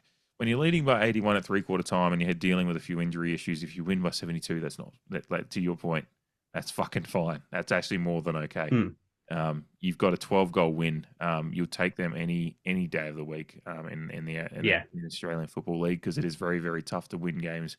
Yeah, and Richmond were undefeated when we came into that game. Yeah, it was very fun stat. And I noticed it myself, but then I think it was Sam Power put it up on Twitter about, like, he asked us one thing, like, has there ever been more, like, shorter odds for a team in 18th playing 7th or whatever? I can't remember what the exact, because like we were like $1.10 versus $6 or $7, $6 or something. Whereas we're the team in 18th, like, going into the game. So very, very funny stuff. But 72-point win in the end was more than okay, and exactly, like, going into the game, if we'd won by less than 40, it would have been like, God, but then that would have probably predicated maybe a better Richmond effort that we saw against Carlton. Like, Carlton shouldn't, they won the unwinnable game the week before. Like, that is to be noted as well. Yes, it probably helped us because they'd had that emotionality come down, and then probably came down to about more where they're at, but still, they were coming in, as you said, undefeated. So, a very, very good win. And again, you take 12-goal wins any day of the week, and twice on Sundays. Get to the segments, because a lot more fun than it was last week. Let's do it. Alrighty, let's just scroll. I've been scrolling up and down for my stats, and I've lost completely where I was in my page, but I'm back again. Alrighty, the Wilson Gray Award. A lot more fun this week, and I've teased this one. I'm going first this week. I've teased this one. I'm really excited to bring it up. The Joe Richards tackle on Camden McIntosh. And they get one late. Get inside. Lawler, good use. McIntosh, hunted down, gone. Richards cooked him. Port Adelaide might get one on the rebound. Yeah, great effort to come down, chase down, tackle from the offside. That's what you want to see. Obviously, the scoreboard's ticking over nicely, but Ken Inkley be just keeping a close watch on those defensive acts as well, Geordie. Yeah, there's no doubt when they review the game on Monday, it will be more about that type of stuff than all the goals and the sexier stuff. The chase down tackle. Then you can see he's off. Yeah, right. The lead to that goal. It's I love just the optics of it.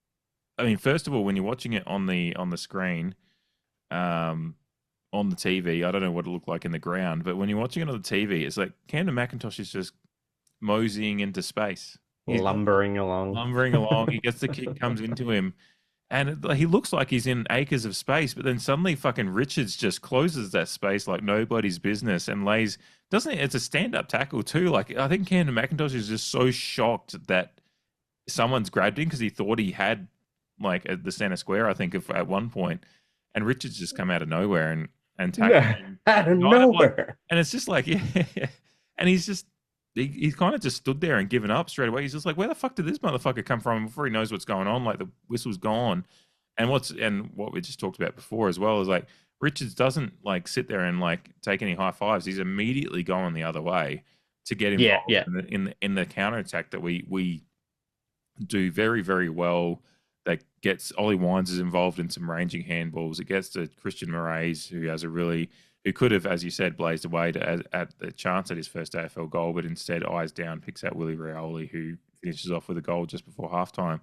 But the play, the tackle, the optics of it, with him just coming out of nowhere from the right of screen and tackling McIntosh, and McIntosh just looking so stunned that he got him, that he didn't even go to ground. It was just a stand up kind of like just a, oh yeah, you got me kind of moment. And then the cherry on top of the moment was the fact that Richards, just in his quiet demeanor and how he goes about his business, didn't just immediately turn around and was looking to get involved in the play. So yeah, that's my Wilson Gray nomination. Joe Richards in his second game for Port Adelaide, and by the way, shout out to him. I think I saw on Instagram earlier tonight that he got engaged. So awesome. Yeah, I didn't see that. Yeah, so congratulations. Yeah, pretty good week for Joe Richards getting his first. It's all coming up, Joe.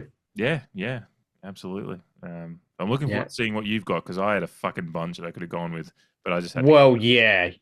I mean, it was funny though. I got a bunch particularly in the first half, as you can imagine. Then like and I was like, you know what, I'm just gonna stop here. They're coming out of this, like, just enjoy the rest. And I mean, to be honest though, there was of a lot on the short list, but they were more like just good footy acts, like good pieces of disposal or something like that, rather than your flashy. Like I mentioned, JHF was so close to a couple of really spectacular marks. Yeah. Had he taken them, would have been right up there in the pecking order, but in the end, doesn't even. Yeah, it's not even shortlisted because they were dropped. But I think I'm going to go with. I mentioned Josh Sinn's disposal earlier, and we mentioned Lockie Jones as well. But Josh Sinn in particular, there was one kick. It was a bullet inside 50 to Sam Powell-Pepper in the second quarter, about 14 minutes left on the clock. But it was just one of those ones that kind of just seemed to skim along the top of players and just land straight into where SPP was. I think I believe it as you're saying it. I'm like, I think that's one that Farrell, he knew he had Sin on the run, and he's looked good today as well, Josh Sin. And he finds the target, Powell-Pepper.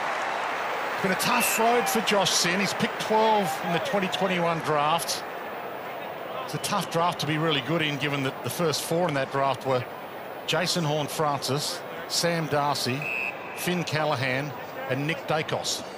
And it was just that example for me of Sin getting the ball in space, and he just knew where that ball was going to end up. He just had no doubt in his mind what he wanted to do with that ball and if it was going to come off. He just knew that it was going to happen, and he did it. It was fantastic. So chucking that one up, see what the listeners think for the Wisdom Grey this week. Yeah, I just realised that's like Josh Sin 2 weeks in a row with you now, actually. Is it? Yeah. What did I do last week? I can't even remember. You did him just fucking thumping. Oh, he did a talk, didn't he? Yeah. I mean, beautifully laid out to Jack Lukosius. Like, no, it's not a bad thing. It's just it's actually cool that Josh is like getting some early run in the award. His just disposal is fantastic, and it's what we've all been told he can do. And I mean, yeah, he's displayed it like we mentioned, but he's getting a good chunk of time now to put it all on display. Which he by the way, he won last week too. So, yeah. So the Josh Sin talk there, because I think I labeled it as Josh Sin absolutely sends it, and I think people which he did, and yes, it was popular in the voting. So, love those nominations. Right in the spirit of the award.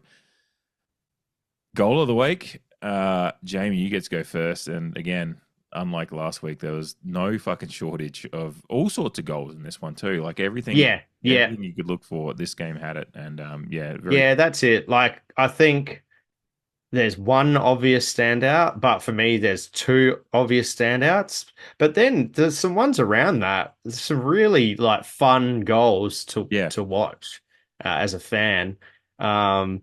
But going first, I have to go with the obvious, and that's SPP. You know, you're expecting him to center the ball at one point, but then you're like, oh no, he's having a shot. Is it going to go fucking in? And you see the goal umpire just standing there watching it go over his head, and you're like, wow, the crowds are going up. Side, Moraes, Richards, Powell-Pepper for the miracle. No. Oh my goodness. Sam Powell-Pepper with a ripper. Just lurking around, shapes his body. Right on the boundary line, pressure. Gee, that's a good finish. Isaac Rankin kicked a good go at the MCG. That might have even been better. Well, coming from you. And SPP's back. He's back with that kick. And what was it? It was a bit of a Dwayneism, but it was a bit of more of a subdued. What was it? Sam Powell-Pepper with a ripper or something like that. So a bit more subdued from Dwayne, but definitely the alliteration to a small extent in his commentary, which added to it. But just a fantastic goal, and even got the tick of approval from Mark Ricciuto, who mention that while Isaac Rankins was fairly noteworthy, he was running straight at the goal or facing straight at the goal, and Sam Powell-Pepper was actually running towards the crowd. He was actually in the Memorial Drive tennis courts when he kicked that ball. I think Almost, because he was still in bounds. Yeah. I think Dwayne actually said he was almost in your living rooms when he kicked that one. Living room, yeah. Good fourth wall stuff there. Yeah, great optics in him, like, because he is facing the boundary as he kicks it, he just turns straight to some fans and is celebrating the fans, and it just happened to be right where whoever has the "You Got Peppered" sign is like, celebrating the "You Got They Peppered." knew. They knew. They knew that he was going to score just one of the goal of the year nominations already, like there, and they set themselves up there perfectly. So just great optics for the aesthetic of rewatching the goal a bunch of times as I have, and the embrace of Christian Moraes as well. Yeah, because Christian, as you mentioned earlier, Christian Moraes was. That goal doesn't happen without his extraction on the deck in the contest there, which is we mentioned it in our Patreon preview last week. That was one of the things that people have talked about is he's while he may still need to develop his body to be truly involved in that stuff, he actually is very, very handy and enjoys that kind of battle and getting inside the contest. So, and yeah, that goal doesn't happen without. And then I think it comes out to. Was it Barry or was it Bridget? It was one of the Joes involved. Like it came out to one of the Joes. It was Joe Richards. Yeah. Then to SPP. Yeah. So it was a couple of new recruits and someone who feels like a new recruit this year with his time out last year, kind of all linked. Definitely. So yeah, no, really good. That was obviously my first choice as well. But I have kind of reading the tea leaves and knowing I was probably going second this week. I did, and it wasn't going to be difficult either. I'm going to do honorable mention to Kane Farrell's bomb. Okay. Yeah, you thought that was going to be. No, I've got another. Yeah, 100%. That was a fucking bomb. It was so good that it was the bounce used it as they're doing that segment where all the Moons and Slicer and co have to pick how long a kick was. Within, oh yeah, right. Yeah. Closest, they're playing for someone in the crowd, and they put it in the lab. Yeah. And so that the Kane Farrell's goal was what they used this week. How long was it? It was like 63 point something. It was no shit. Yeah, I can't remember because I'm misremembering whether I'm remembering the closest guess but someone got within a meter of it. I can't remember. I think it might have been Mooney actually, but yeah. Anyway, it was 62 or 63 meters kick from Farrell. But yeah, honorable mention to that one because my goal of the week nomination goes to Jace Burgoyne for his second one.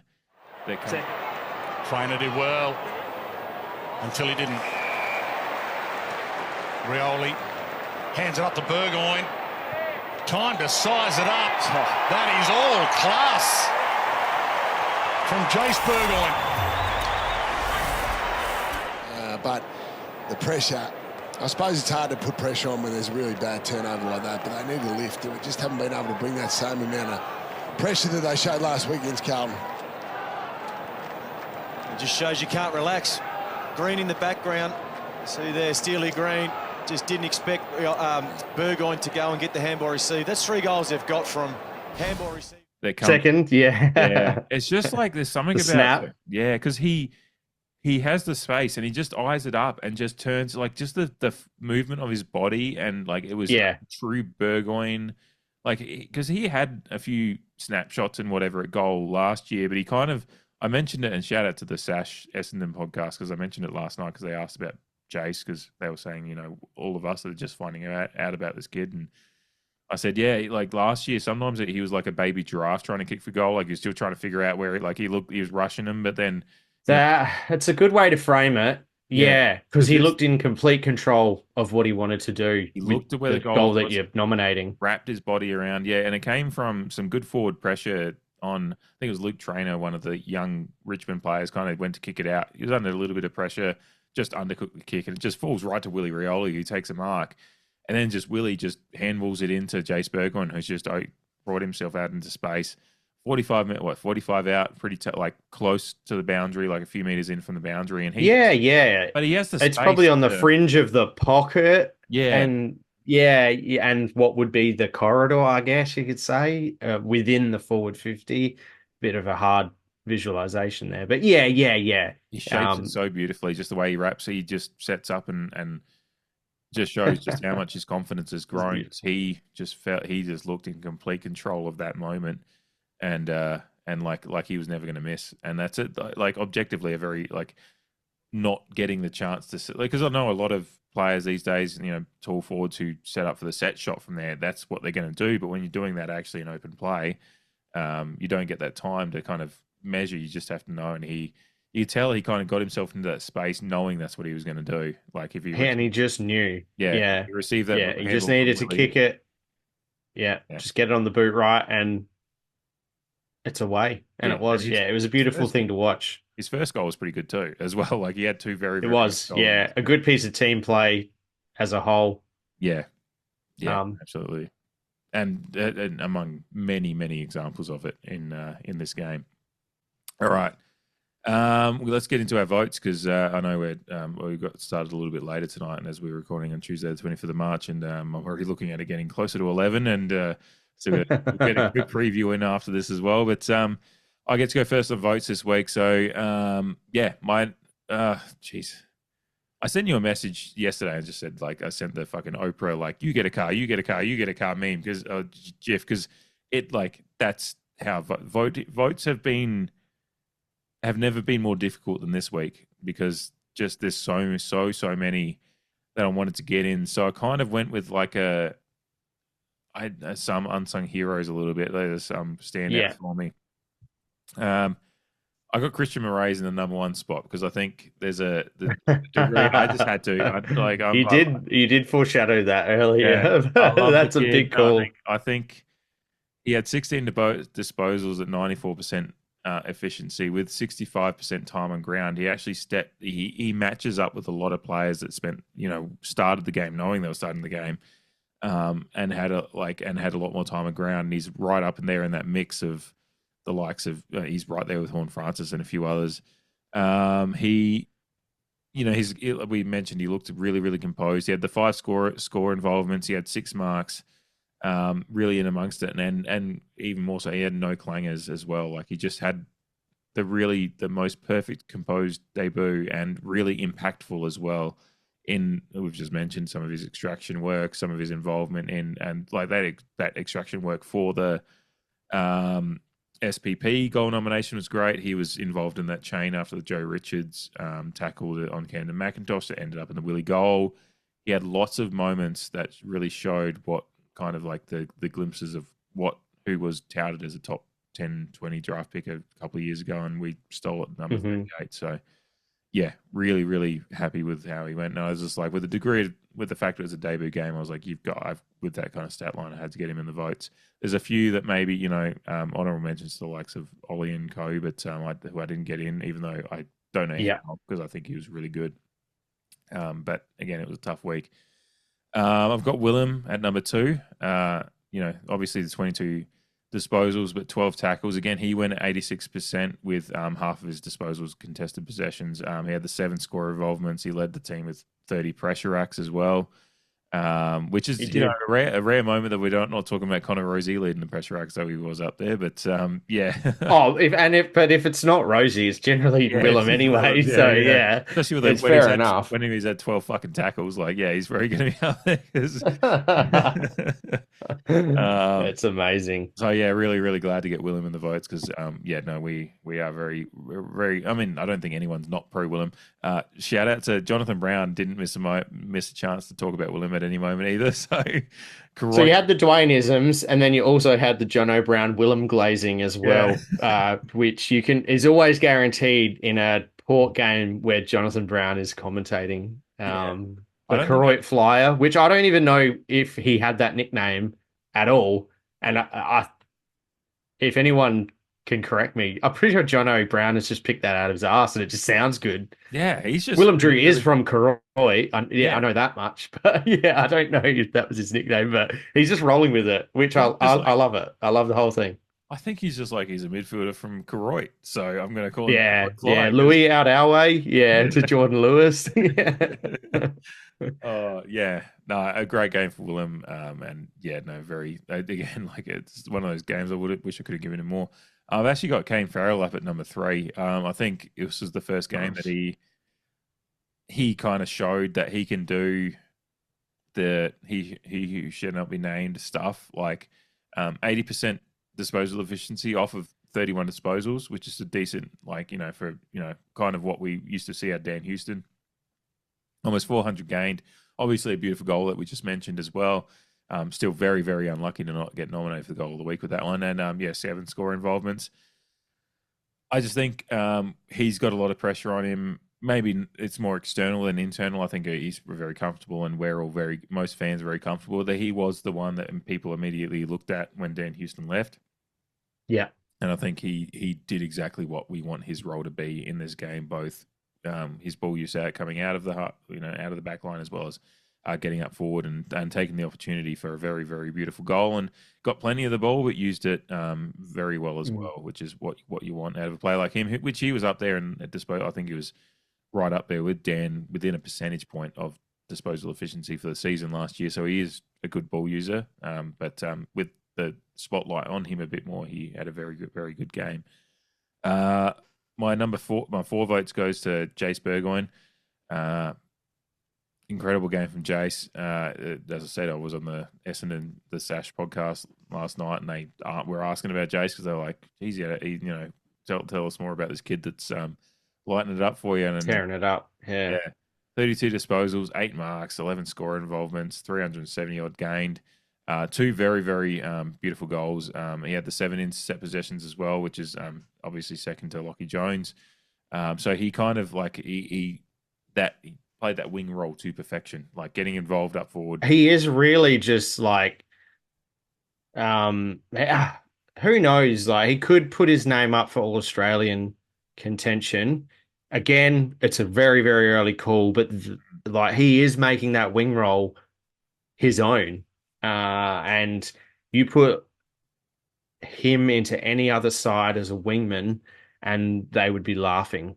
They would be absolutely laughing with what they've got. And as we know, I think the last couple of years, the All-Australian team has actually been picking at least one winger. So it's often been a point of contention with the selection of that team, but and rightly so.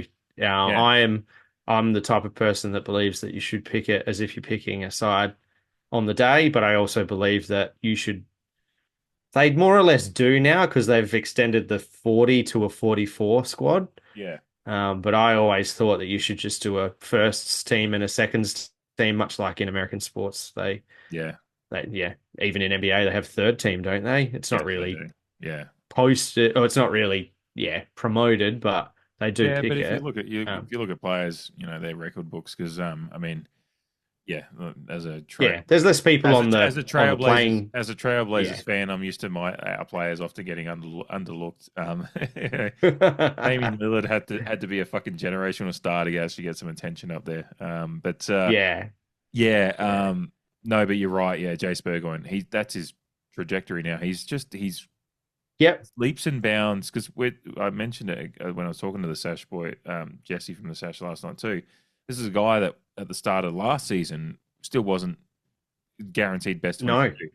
And we were looking at him as a half-backer. Yeah. We being Port Adelaide people, the Port Adelaide fan group, we're looking at him as a half-backer, and he's made his name for himself as a genuine winger.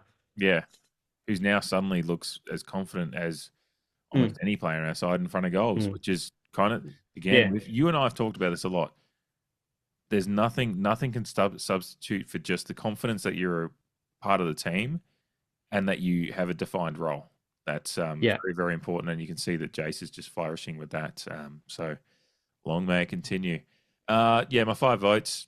I don't think it's any real surprise. Connor Rozee, he's leading the league in disposals for the first 2 rounds. 39 disposals in this one. 7 marks, 7 clearances, a couple of goals, 559 metres gained, 12 score involvements, second in the pressure acts of 23.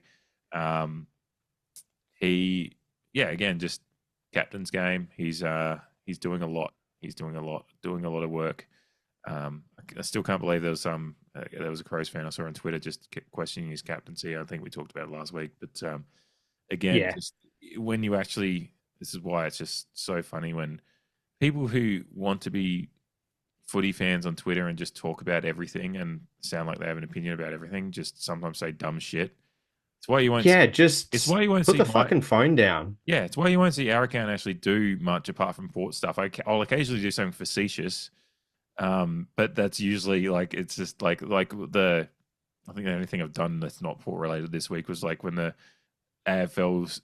I think it was one of the AFL journalists was like the AFL have issued a please explain to Harley Reid about his gesture, and I was just like I just did it like please explain the most singular obvious gesture in the world language. Like that's the kind of like just don't talk. Yeah, you don't need to be trained in Auslan to understand what that means. But it's just like just don't speak about shit if you don't actually really know what you're talking about. If you just take cursory glances and then go, oh, he looks flashy, so he's not a good captain. Like you just don't know what the fuck you're talking about. So he is flashy, definitely, but he's also a very, very good. He definitely is very, flashy. very 100%. Very fucking good player, and he's had a very, very good start to this season. And once again, is my best on ground. That's 2 weeks in a row. That despite the far more players that could have been involved, I still had to just Connor led from the front, and there's a lot of pressure on his shoulders, and he's carrying it quite well, and had to give him best on ground for me. I totally agree. Yeah, good 5 from you. No Yahtzee this week, so we'll wait another week to see how that fares next week. Yeah. But honorable mention to fucking a raise in at 1 might have been like killed the Yahtzee. Like, definitely chuck the balance out there. But honorable mention to literally fucking everyone. Everyone lifted. Everyone played their role. Actually, honorable mention to Jordan Sweet because we didn't really touch on him. We didn't. Yeah, I did touch on him to advantage it because Nankervis is a very good opposition. And he did. I thought Nankervis played a decent game too, to be honest. I haven't really drilled down on his stats. But more for me, for Jordan Sweet, just to quickly chat about him. Always just seeing a ruckman be able to run. Yeah. Just he got seeing him run and link up. He got a little bit muscly and then dished off some handballs. Like he's very, very good in some of that play that you don't expect a ruckman to be. Ruckman don't do that. That's exactly stuff. Yeah. Ruckman don't do that, as Hutto would say. Yeah. On top of the stuff that we're now very acquainted with in regards to Jordan Sweet, the tap work, the competitiveness, his groundwork. But it was more the link up stuff. And I was just like, keep adding strings to your bow, Jordan. Like, this is fucking excellent. So honorable mention to him. My one vote actually does go to Lockie Jones. You mentioned when we were talking about him, you mentioned that he had a good game. But I thought he was, and I mean, the game was on the line. The game was there to be won in the first half, particularly, and I thought he was probably our best genuine defender to halftime. As his injury came about, was it late in the third quarter? I think it was. His last quarter was obviously a bit tempered, but 15 disposals, 9 of those contested, 8 of those intercepts. At 87% usage, 290 meters gained, 4 marks, 3 of which were contested, and intercepts. Intercept marks, that is, 3 1%ers, which was near the top end of 1%ers too. So when you factor in the need, and I put that in quotation marks, the need for him to respond after being subbed out, I don't think you could ask for much more than that. From Lockie Jones. With the disposals, the kicks that he was peeling off, just finding guys like 30, 40 meters away and hitting them on the tits. Like it was just a great response Love that. from Lockie Jones for a bit of local amateur footy parlance there. My 2 votes also goes to Willem, and I'm actually very impressed. I thought I was chucking him in a bit left field, and I had to justify myself. But I'm happy that I was just like, "This Willem's got to be in the vote." 100%. And I kept trying to talk myself out of it because Jackson Mead, fucking career best in terms of disposals, fantastic in and out, good in traffic, got a lot of the ball. Ollie Wines, just continuing being Ollie Wines. I don't know how I didn't get him in the votes, but there was so many people that I would assume that other people would probably put in their votes. but they're not doing a podcast right now. We are. So Willem, like you said, yeah, typical Willem game. 8 ground ball gets as well, which was up there in the leaderboard. All the stats that you mentioned before. 7 score involvements himself, and 3 tackles inside 50. Funnily enough, by far the leader. I think there was 5 people who had like 1 or something. Yeah. But we didn't actually have that many tackles inside 50, which was interesting. It probably just showed how easy it was when you mentioned our conversion, like inside 50 to scores.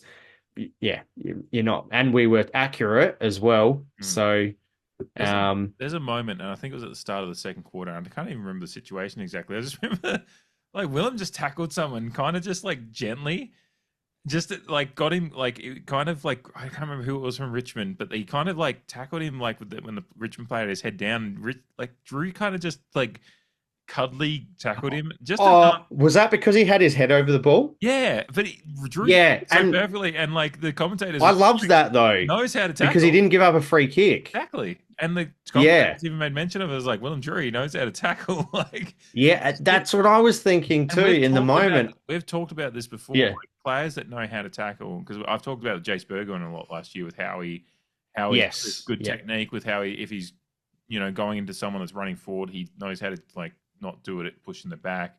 There were different ways he can tackle without giving away free kicks or reportable offenses or whatever. And it was just another example. I just love that the commentators are like, because he kind of just like he's a professional tackler. Exactly, which it does show that I mean, there's different. The Jackson Archer thing's a completely different situation. I don't know how he got suspended for that, because just things that happen in football, unfortunately. I agree, but it does show that there is ways to tackle when it comes. That's a different situation. It wasn't a high speed situation. It was just Willem Drew went. No, it was just a guy with his head over the ball, and that's really the only way that you can impede him. You kind of corral him in a gentle tackle and like just make sure he can't get the ball out, and then can easily go up to a suplex from there if you wanted to, but. That's bad. Yeah. I mean, I never was a wrestling kid when I was growing up, but my wife, being a, I wasn't really either. She's an LA girl. She's like, Mexican family as well. Like she loves like the Mexican wrestling, and then like WWE. She grew up with all of that. So I've got a love for it now. I'm like, I could watch WWE AFL every now and then. Like, don't want to watch it every week. But, anyway, get back to your votes. Sure. It would be my pleasure. So 3 votes. I've actually given George 3. I thought that was another one that I was like trying to get in, and I just I love again. Champion data rated highly. That I mean, I've said before. Last year, Australian AFL fantasy isn't what I go to first. For those new to the podcast, I mentioned it a lot last year. It's a nice indicator, and there are some games where it doesn't lie. But Kane Corns on the radio when he fucking this week when the I was listening to that live. That was great.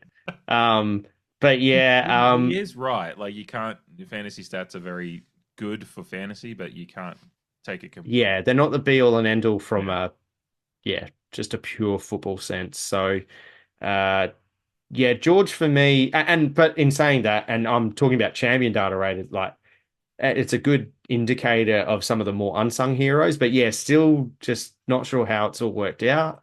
But George was up there in the top kind of bracket of performers for us in that regard. And for me, it was more. He didn't even get on the scoreboard last week, did he? Against Collingwood, he had I think he missed 1 or 2 early. Maybe? He missed 1 or 2. Yeah. He got given a bath. It wasn't. Didn't get an opportunity, and it wasn't a great forwards game. But you're there to kick goals. He needed to respond, and it's harder for forwards and defenders to get in votes in the footy landscape. You got to play your role. George played his role. He was also getting up the field. He had 17 disposals, and he had 264 meters gain, which kind of alludes to the fact that he was getting high and creating play coming forward.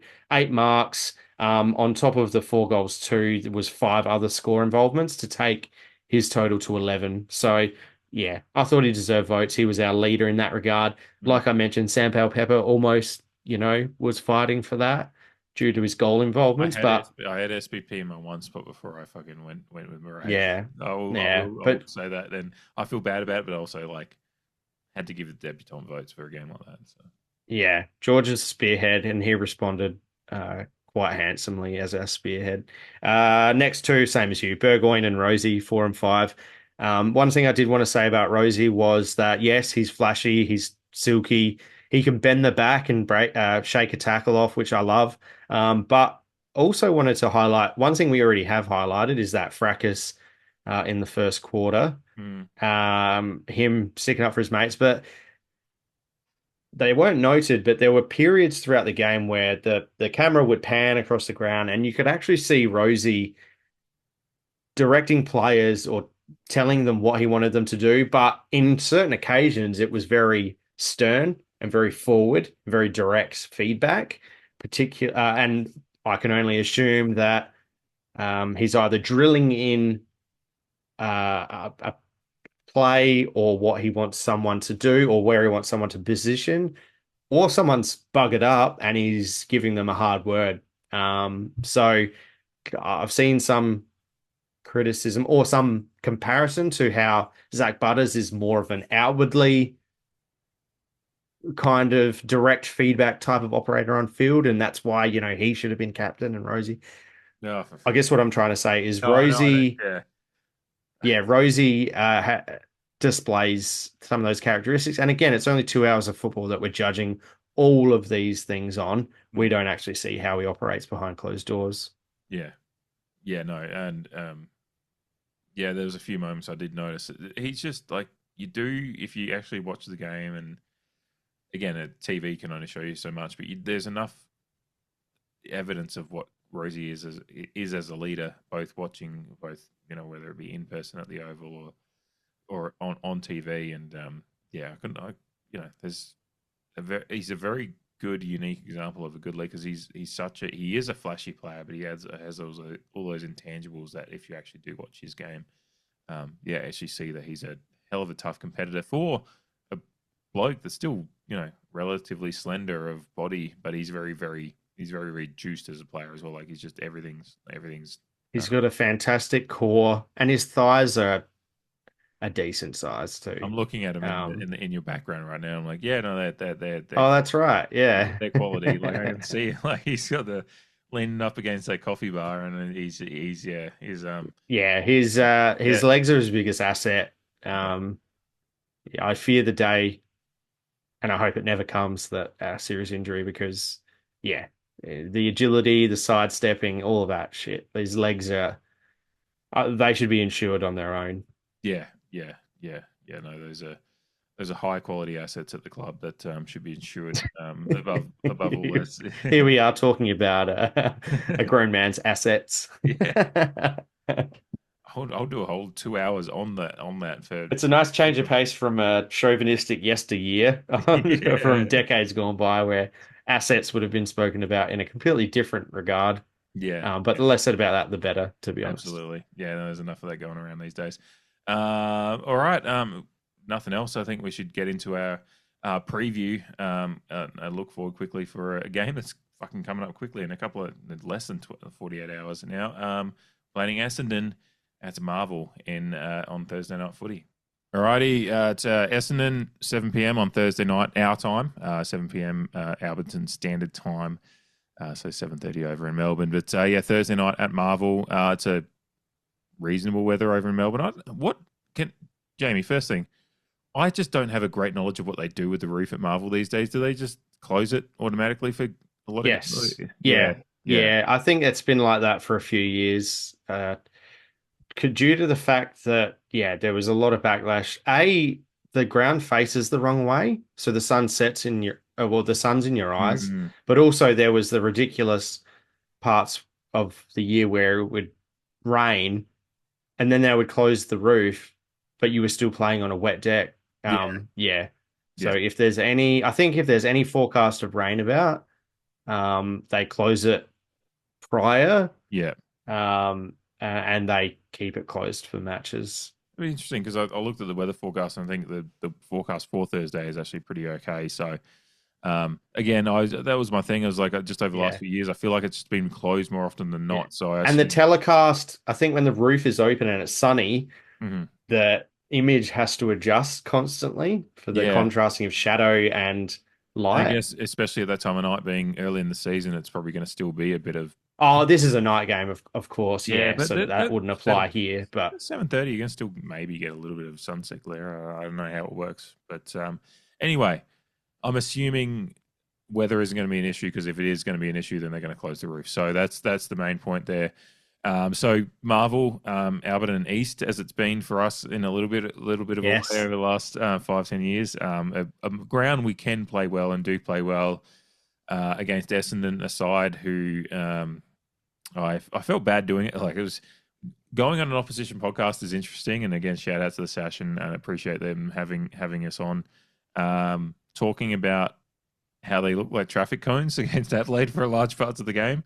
That was their general feeling as well, I think. And I just had to say to him, I was like, before we go through the lines, I'll ask you, Jamie, is there any fear factor for you on this Essendon side at the moment? Because that was my point when they asked me about how I feel about it as an opposition fan. Like, I just said, I know you've got some good players, and Zach Merritt's certainly great, but just across the lines, I just don't. There's no one that strikes fear into me. Like, maybe like Jake Stringer was the only one over the past few years that was like this kind of like that player. The fear factor that we talk about. Yeah, the fear factor. Yeah. I said to him, I said, there's no player that's currently in that side that strikes huge amounts of fear factor into me. And maybe I'm, underestimating, but to be fair, they kind of said the same. It's just like that is kind of the side's a little bit like that at the moment. I was wondering if that's how you feel as well, because I don't want to be overconfident. I know anything can happen in footy. We saw it, St Kilda, a side that's, I think that's an important caveat to make. Intent and effort on the day that you play, it beats everything that we talk about on paper. But all we can do at this moment, being that it's Tuesday the 25th, is talk about it on paper. And on paper, this is a side that just doesn't have anyone that really, apart from, I will say, Isaac Kako, but he's kind of new to the system. So that's right. Yeah, you can't pin all your hopes on a fresh two-gamer at this point. Yeah, they're going into a game. Yeah. I think a bit of context, their side that played up against Adelaide is only 15 days older on average than the Richmond side that we played on the same day. So when you take that into account, I think they've got I was going to say a healthy list of injuries, which is a bit of an oxymoron, but a decent list of injuries, two important players as well, which goes along with your point. There isn't a lot of fear factor in their team. I do have this it's a very, very unreasonable trepidation in regards to the Bombers, even though we have a good record against them, even though they're a bit of a basket case.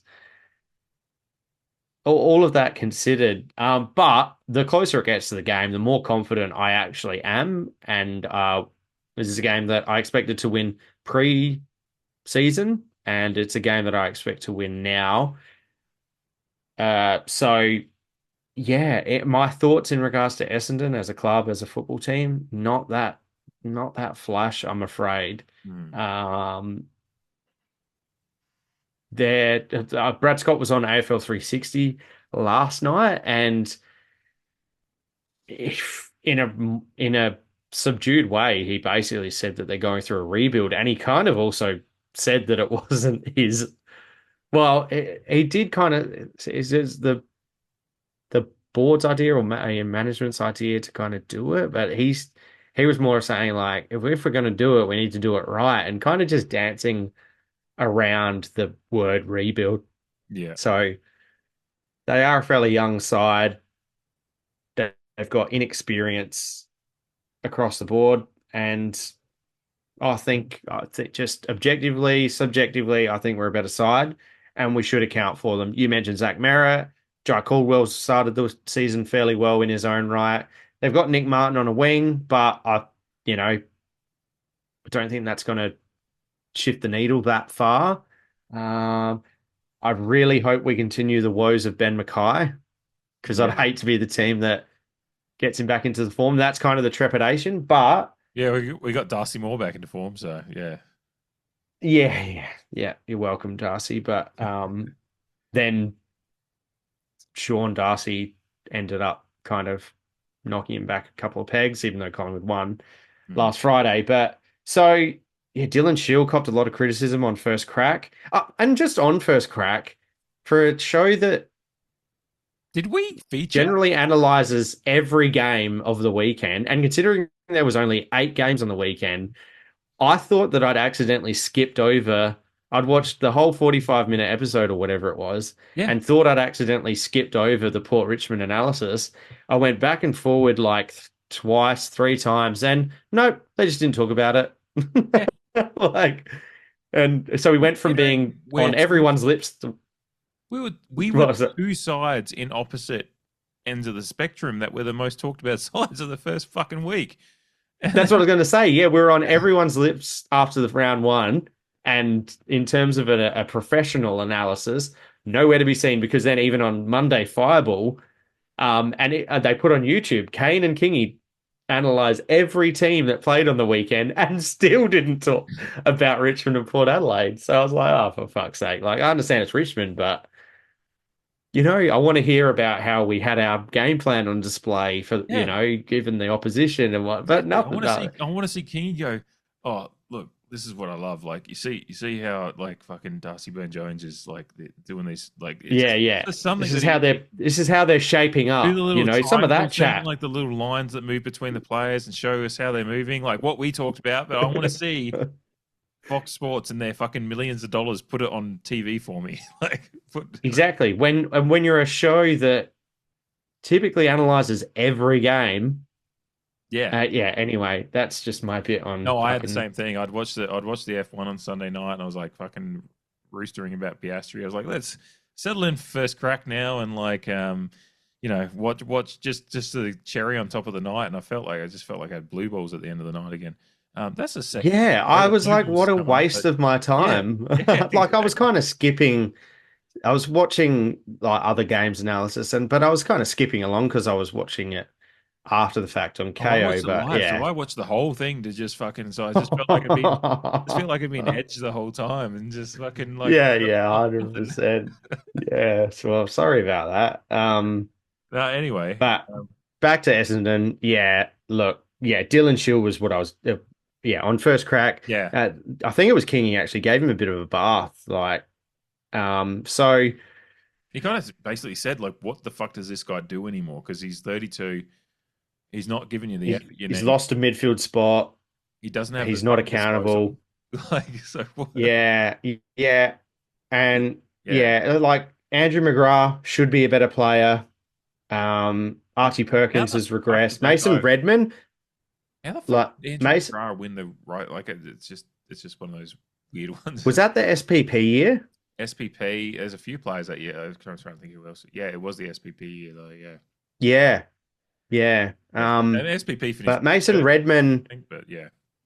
Mason Redman had a fantastic year. The year that he ended up signing his contract extension, and then last year left a lot to be desired. And then I don't think he started the year that well either. Yeah. So there's some talent in there. Jade Gresham is a handy small forward. There's a lot of players there, and I talked about it with the guys in the Sash last night as well, because they asked me about what I think of Brandon Thatcher, and I said, oh, look, he's come in and been really well and done really well. And Jesse kind of goes, yeah, we have a habit of letting players go that go and fucking figure it out somewhere else. So there's a lot of players in that Essendon side that if they get the right system, and it could happen at Essendon, it's just like, as you mentioned, Andrew McGrath and Mason Redmond probably are 2 players that just are reaching for the right, and to besmirch Brad Scott, it's just like it's just a malaise there. They're just treading water. Yeah, I think that's infecting those kind of players that have a much higher ceiling, but they just don't. They don't have the system nor the impetus to fucking figure it out. I think at the moment. It doesn't seem that way. It seems they seem to be playing as individuals in the first couple of rounds, and I just feel sorry a little bit for Xavier Dersma. And if he wants to come home, quote unquote, home, then by all means come back to Port Adelaide, because unlike Dan Houston, I don't know, just Hate seeing the X-Man in another Guernsey as well. And considering how Essendon are going, I'm just like, what have you got yourself into? But yeah, Sam Draper, Sam Durham, like they've got Durham's players a very that, good player as well. Like I yeah, think he's playing okay considering the situation the team's in at the moment as well. But yeah, that's right. So I guess to round that all up, if we're off, which will be the kind of talking point, or like it'll be the note of concern about how our season fares, is how consistent we can remain through a bit of a transition. We're away from home. We're at a happy hunting ground, thankfully. But they have enough players that if we're slightly off, they get a buzz from their home crowd that they could make it a bit of a frustrating game for us. In saying that, though, like I said, they're only 16 days older on average than the Richmond side we played on the weekend. So Marvel has been good in our old game plan. yeah, Considering that the Western Bulldogs have played so well for their with a bit of a handball happy game plan for quite a while, the Marvel Stadium may actually work in our benefit in a game style sense because dog track, get it right. it benefits that run and gun type of Yeah. play. We just need to make sure we're crossing the T's and dotting the I's in all facets of the game, and that's defensive pressure and disposal efficiency as well. Like we can't just chuck it around because we're on a fast deck. We've got to tick every box because, like us as a club, Port Adelaide as a club, we may be in some sort of a transitional period right now, in a sense, but like we still want to be in the top four. Whether we get there or not, and whether you and I expect us to, is another story. But That's the team. if this team wants to change that perspective, they need to go to Marvel and they need to win well. Yeah, the team keeps on telling us that that's what they still expect to do this year. Yeah, as far as the media that's coming out of the club anyway. So yeah, we do need to be winning these games, particularly in the situation they're in. They've got a lot of players injured. I think Jordan Ridley's going to be back this week possibly, but Darcy Parish and Jaden Valverde have already been named that if they're back, they're coming back through the VFL this week. So, and the likes of Archie Perkins, Peter Wright, Kyle Langford, Matt Guelphy, like they're all out for weeks, various amount of weeks in advance. So we are also dealing with our own injury issues though. Ollie Lord, yes, hurt his shoulder in we obviously as Jack Lukosius one have already talked about it earlier in the episode. The immediate thought from many might have been, Ollie Lord, this might be his chance, but then he gets, I think, his shoulder. It's listed as a test. I haven't seen anything. Anything's come out in the media tonight on Tuesday about where Ollie Lord's at. I haven't seen it, so we're not sure if it mustn't be serious because nothing's come out about him being in a long-term injury. But he still hurt his shoulder in a preseason Maggie's match on the weekend. And then obviously Lockie Jones is out. Zach Butters, Benazek Thatcher, and Ryan Burton's I assuming is going to be out. It's a TBC, so I don't. Yeah, I think because of the short turnaround, I don't think he's playing either. Yeah, so both teams dealing with injury issues. I just think with what Essendon are dealing with, like if Essendon were fully fit and we were dealing with these injury issues, that would be the great equaliser, and it might be a bit of an equaliser as far as like some of the synergy in the game. But I think we can still manage better because they're dealing with just as much attrition as we are, and we're a better team overall. We still got a banging midfield. Like it's something that we've mentioned a few times in the preseason. And have really the tall forwards are down, but we've got a fucking fantastic mosquito fleet. And then like Georgiades is still bobbing around doing his thing as well. Yeah, when you consider the half forwards and the half backs that kind of get up and down the ground in conjunction with our midfield. And Jason Horne-Francis is a fucking key forward if he wants to be as well. So yeah, he's a unicorn. So yeah, and from a selection point of view, I'm not as concerned. I actually heard a rumor today that Rory Atkins may be a look-in. I saw on TV that Tom Cochrane's a fucking flyer for this weekend too. Okay, yeah. There's a few names on the board. I was floating around to work and walked past the TV, and I just stopped because I couldn't even hear it. We had the captioning on, and it said a bolt from the blue or something about Tom Cochrane being in a chance. So I will jump on and do a quick Patreon reaction to whatever the team news is tomorrow night. So stay tuned for that, Patreoners. And if you're not a Patreon, by the way, for those who might look to sign up for Patreon, do it on the computer. Don't do it through any great call. mobile app. Basically, if you go through the Patreon Apple mobile app, it'll charge you $14 or $15. I'm actually going to restructure the payments shortly anyway. So those that are already Patreoners, it'll change for you. Make it cheaper at the base level. But basically, Apple are scamming people. Yeah, Apple are charging if you're an Apple user. Yeah, they're charging an extra $4.50, $5 just because you signed up through the Apple app. So don't do it through the Apple app. Just go to patreon.com/thecreed, and the links will be in the show notes. But do it through a web browser because that saves you $5. It doesn't. We don't get the $5. It's Apple that gets the $5. So yeah, exactly. Go through a web browser, do the subscription through that, and then you can go log in through your app and get all the benefits. It's just do your subscription on a web-based browser. But yeah, so there's some interesting, especially with the injuries we've had. We knew there was going to be some interesting selections again, but the rumors are interesting. Obviously, Atkins will, I think, I saw will become the 7th player to have featured for both the Crows and Port if he does indeed make his debut for Port. Tom Cochrane one's a flyer as well. And a quick mention that the Port Magpies are opening their season at Alberton Friday night footy against Glenelg, which is going to be fun. I'm going to be down there on Friday. Alberton under lights, baby. The lights, baby. Let's fucking go. It's great. It's great. Go down there. I can't go down there, but go down there. We're getting sidetracked from the Essendon, but yeah, go down. Yeah, no, to I was Alberton. just going to mention. For anyone listening, yeah. Yeah, if you've got a membership, you get him free, basically. Like you can go to Alberton and watch them. But I was going to mention that I am going down there really excited to see Tom Cochrane play. But if he does actually get selected for, which great if he does. But yeah, no, we've got a lot of exciting prospects in the Magpie system as well. So get down to Alberton on Friday. But I guess we should quickly just I know it's getting late, so we should do this. Well, I was just going to chat about like potential ins and outs, to be honest, because like we've kind of gone. Everyone's like, more injuries overall, a little bit there. Yeah. What are you thinking ins and outs wise with the injuries that have happened and what you'd like to see happen versus what's maybe rumored? Well, I just think that you need to keep it simple. Like, we lost a forward. I think bring in Jeremy Finlayson. I know we've thrust him back, but like I mentioned last week in my defense of him, he's a forward. And one that can move around the field a little bit with decent disposal. He can back up ruck as well, so that Ollie doesn't have to.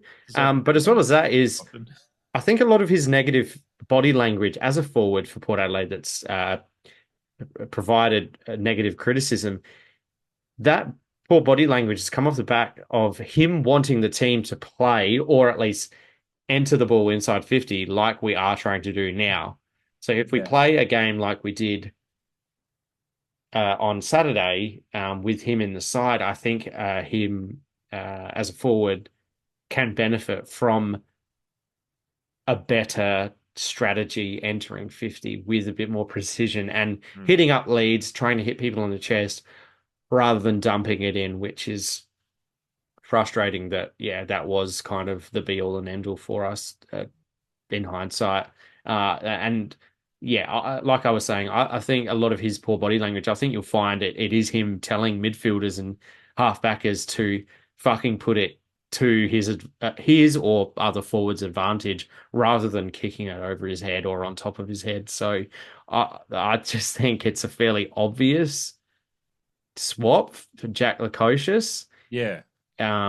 Assuming that if Jack Lukosius ran out Saturday's game, he would be playing, but he's not. So therefore, in my opinion, a Finlayson would make sense. Sure, it's kind of seesawing where he's kind of training and whatnot, but it's a much easier transition back to forward than what he's been doing recently. The other one was, and this was only predicated on the fact that if Essendon had a tall forward threat, I would probably be bringing Radigalia back in Yeah. to defense because, like we mentioned previously, after the Zerk Thatcher injury, it was just a fait accompli that Radigalia would just slot in as a tool combination with Aaliyah. And then he got injured, so it didn't happen. I assume it was a fait accompli. It seemed that way. So, but Essendon don't really have big bodied tall forward threats. So a bit like Richmond, they have tall players around, but we managed fairly well on Saturday. So that's where that smaller kind of thing goes. Ryan Burton's around the 191, I think it is. So yeah, that's probably more of an interesting watch. I would, like I said, I would keep it simple at its core, but Yeah. the Radicalia one probably won't happen. But I would be bringing Finlayson back in for his flexibility. Yeah. And yeah, that'll be an interesting watch in the back line, I guess. I mean, we can just run through the lines real quickly, just as I actually see where we think it's going to be, like how we match up. I assume we're just going to go match up best on every line, but yeah, I mean, with how dynamic our forward line can be, and we saw on the weekend, like I just can't see with.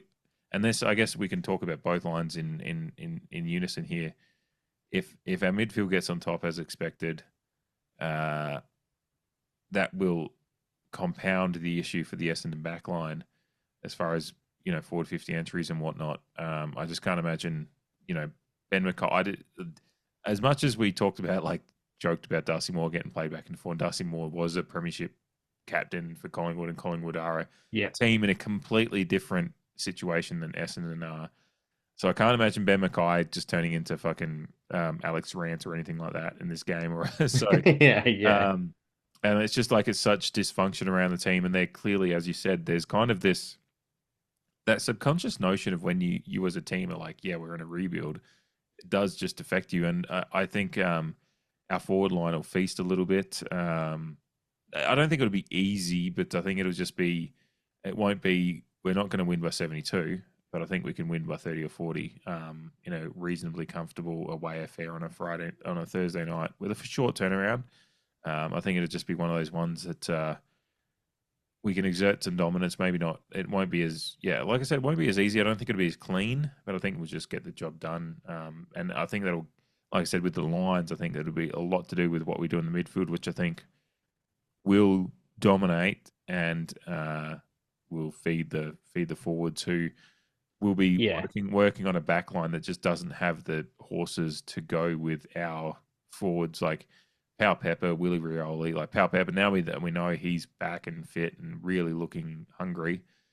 Willie's looking good, and again, he's going to be apparently working through the midfield a little bit. Like we've just got that switch to flick, and yeah, some of that overload that comes from the way we're playing, and the likes of Richmond Berry have showed those glimpses last week in a lot of ways, but yeah, when you got Jace Burgoyne popping up from the wing, scoring goals, I just think that we just saw something from last week that in a similar way, as you mentioned, the age profile is very similar, and it's just like an experience profile, but they're kind of in this, Richmond at least have the thing that we've completely bottomed out. Essendon is just fucking treading water, that's part of the criticism of them too. Yeah. So they're a bit half pregnant. Yeah. So between those two lines, I just think we've got them covered there very, very well. And then, I'll let you say whatever you want on that before we just talk about the defense. But yeah, I mean, on that front, the only one that really scares me is Kako, and I think he's going to be too isolated to really do any damage anyway. So yeah, that's it. Like Gresham can bob up and kick a few goals as well on his day. Sam Draper was listed at full forward, and yeah, he was kind of going the snap from straight in front, which is well noted in footy media. But Essendon fans giving him the Bronx cheer for fucking doing it.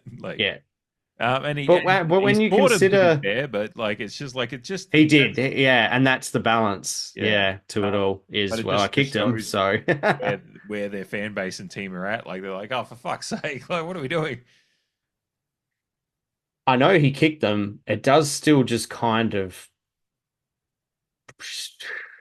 exude last chance saloon. I don't know, like from a goal kicking point Like of view, it's like, why well, why have if you turned to that rather than just working your set shot, like your traditional set shot goal? yeah, basically for me. But like you mentioned in Kako though, and like when we consider that Josh Sin did a very, very solid job on Bobby Hill, who is a Norm Smith medalist, Mhm. uh, and the likes of Logan Evans, Miles Bergman, whoever replaces Lockie Jones will be interesting in that regard, as a small medium defender. But like, yeah, their forward line listed at Jade Gresham, Nate Caddy, Archie Perkins, Harrison Jones, who's a tall up and coming player. I don't mind him, but I don't think he's excelled to the level that they want. Kako and Draper. So uh, yeah, you just look at our defense and the players that we've got working as a unit, because it is a bit of a unit that they work in. Farrell's the other one that I forgot to mention as well. Yeah, I just think we've got it covered. And then when you go to the midfield, they listed Hobbs. Who the fuck knows who he is? No, I do. I'm just being facetious. Jai Caldwell, who will need attention. Yeah. Archie Roberts, who the fuck is that? This is really disrespectful. But Nick Bryan, I'm who's enjoying this like late night on a Tuesday energy that's coming through. yeah, Like I don't give a but fuck what these cunts are. Like, yeah. it's facetious, but it's also objective. Like it's ultra facetious. Just balancing it out with our midfield and then coming from our back line. It just should beat those players. Mhm. If we're drilled in, if we start the way, we're going to be challenged in the first quarter, I believe, because they've copped it. Mhm.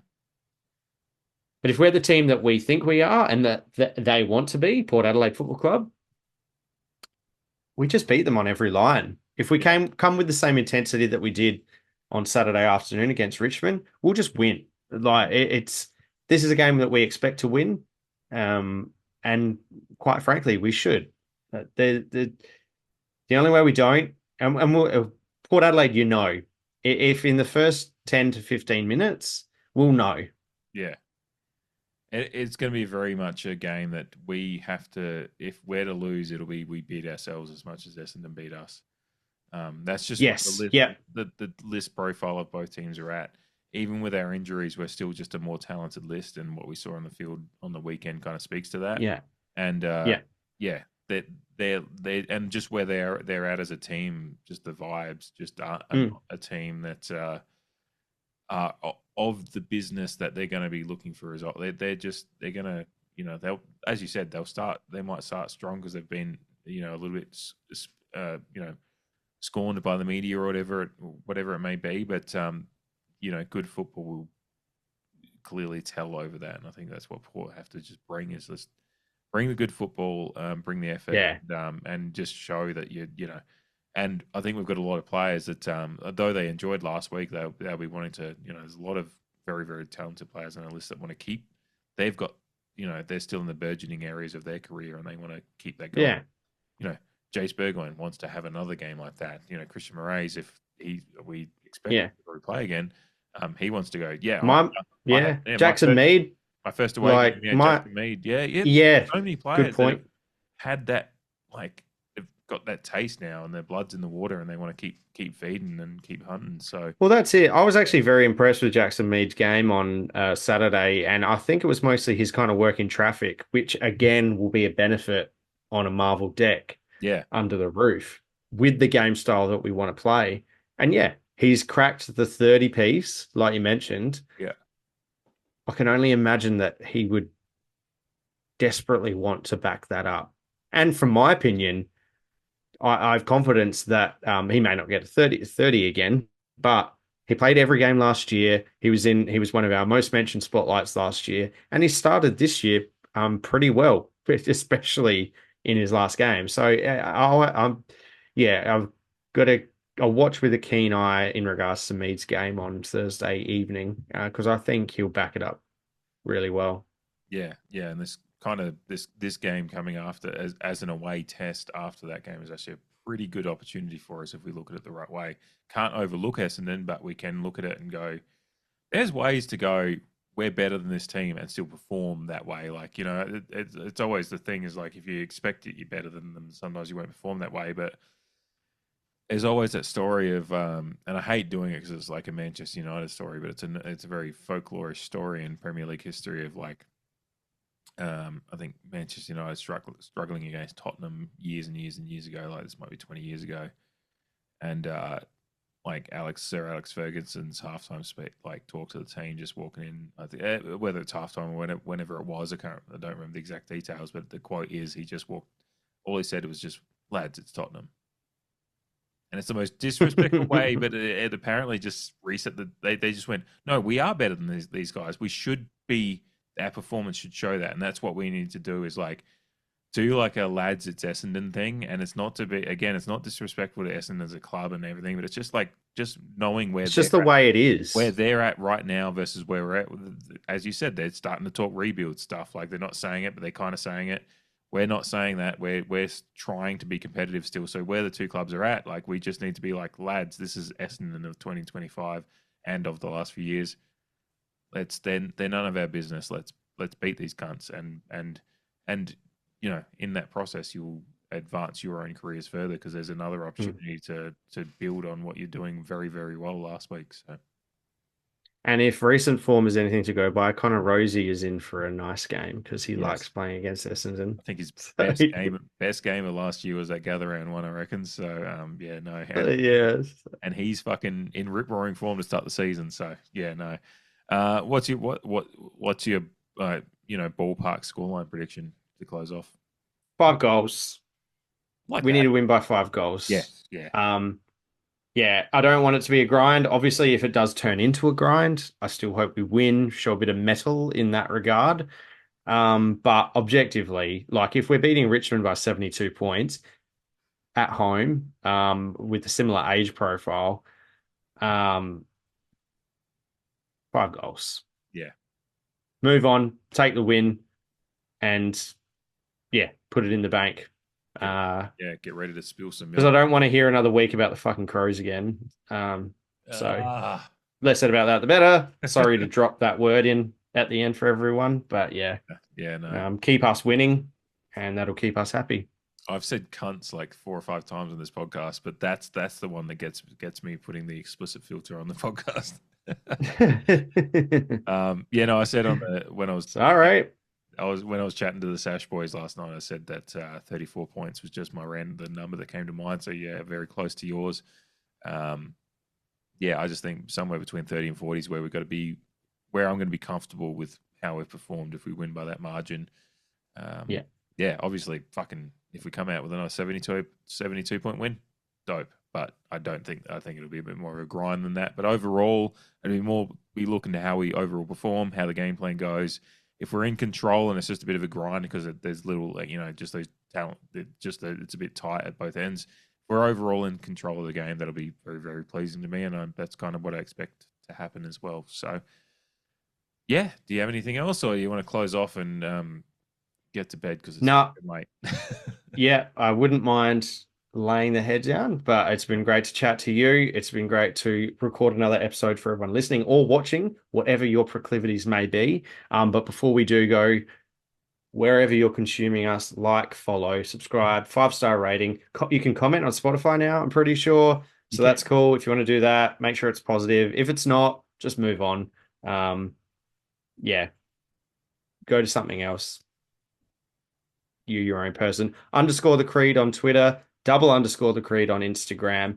Follow the link tree as well to go to the Creed merch store if you want to pick up a WD28 shirt or of any other item that catches your fancy. If you want to support us on Patreon, do so through a web browser, as Dave mentioned before, because it is the lower price and you're not paying ridiculous fees, to Apple. For anyone who is already on Patreon, thank you very, very much. It's obviously not free to do all of this. It is a hobby that we love to do for everyone. But if we can get a bit more in that regard and offer a bit more to everyone, then that's only going to help us improve and keep you guys happy, obviously. But apart from that, I'm hoping for a fantastic Thursday, because when your team's playing on Thursday, your weekend starts early. Yeah, absolutely. And it dictates the entire weekend from that point too. So that is the thing. Is the trepidation with Thursday night games. Like, my weekend is either going to be very, very relaxing, or I've got even more time to think about getting ready for a review of a bad loss. So but totally expecting us to win.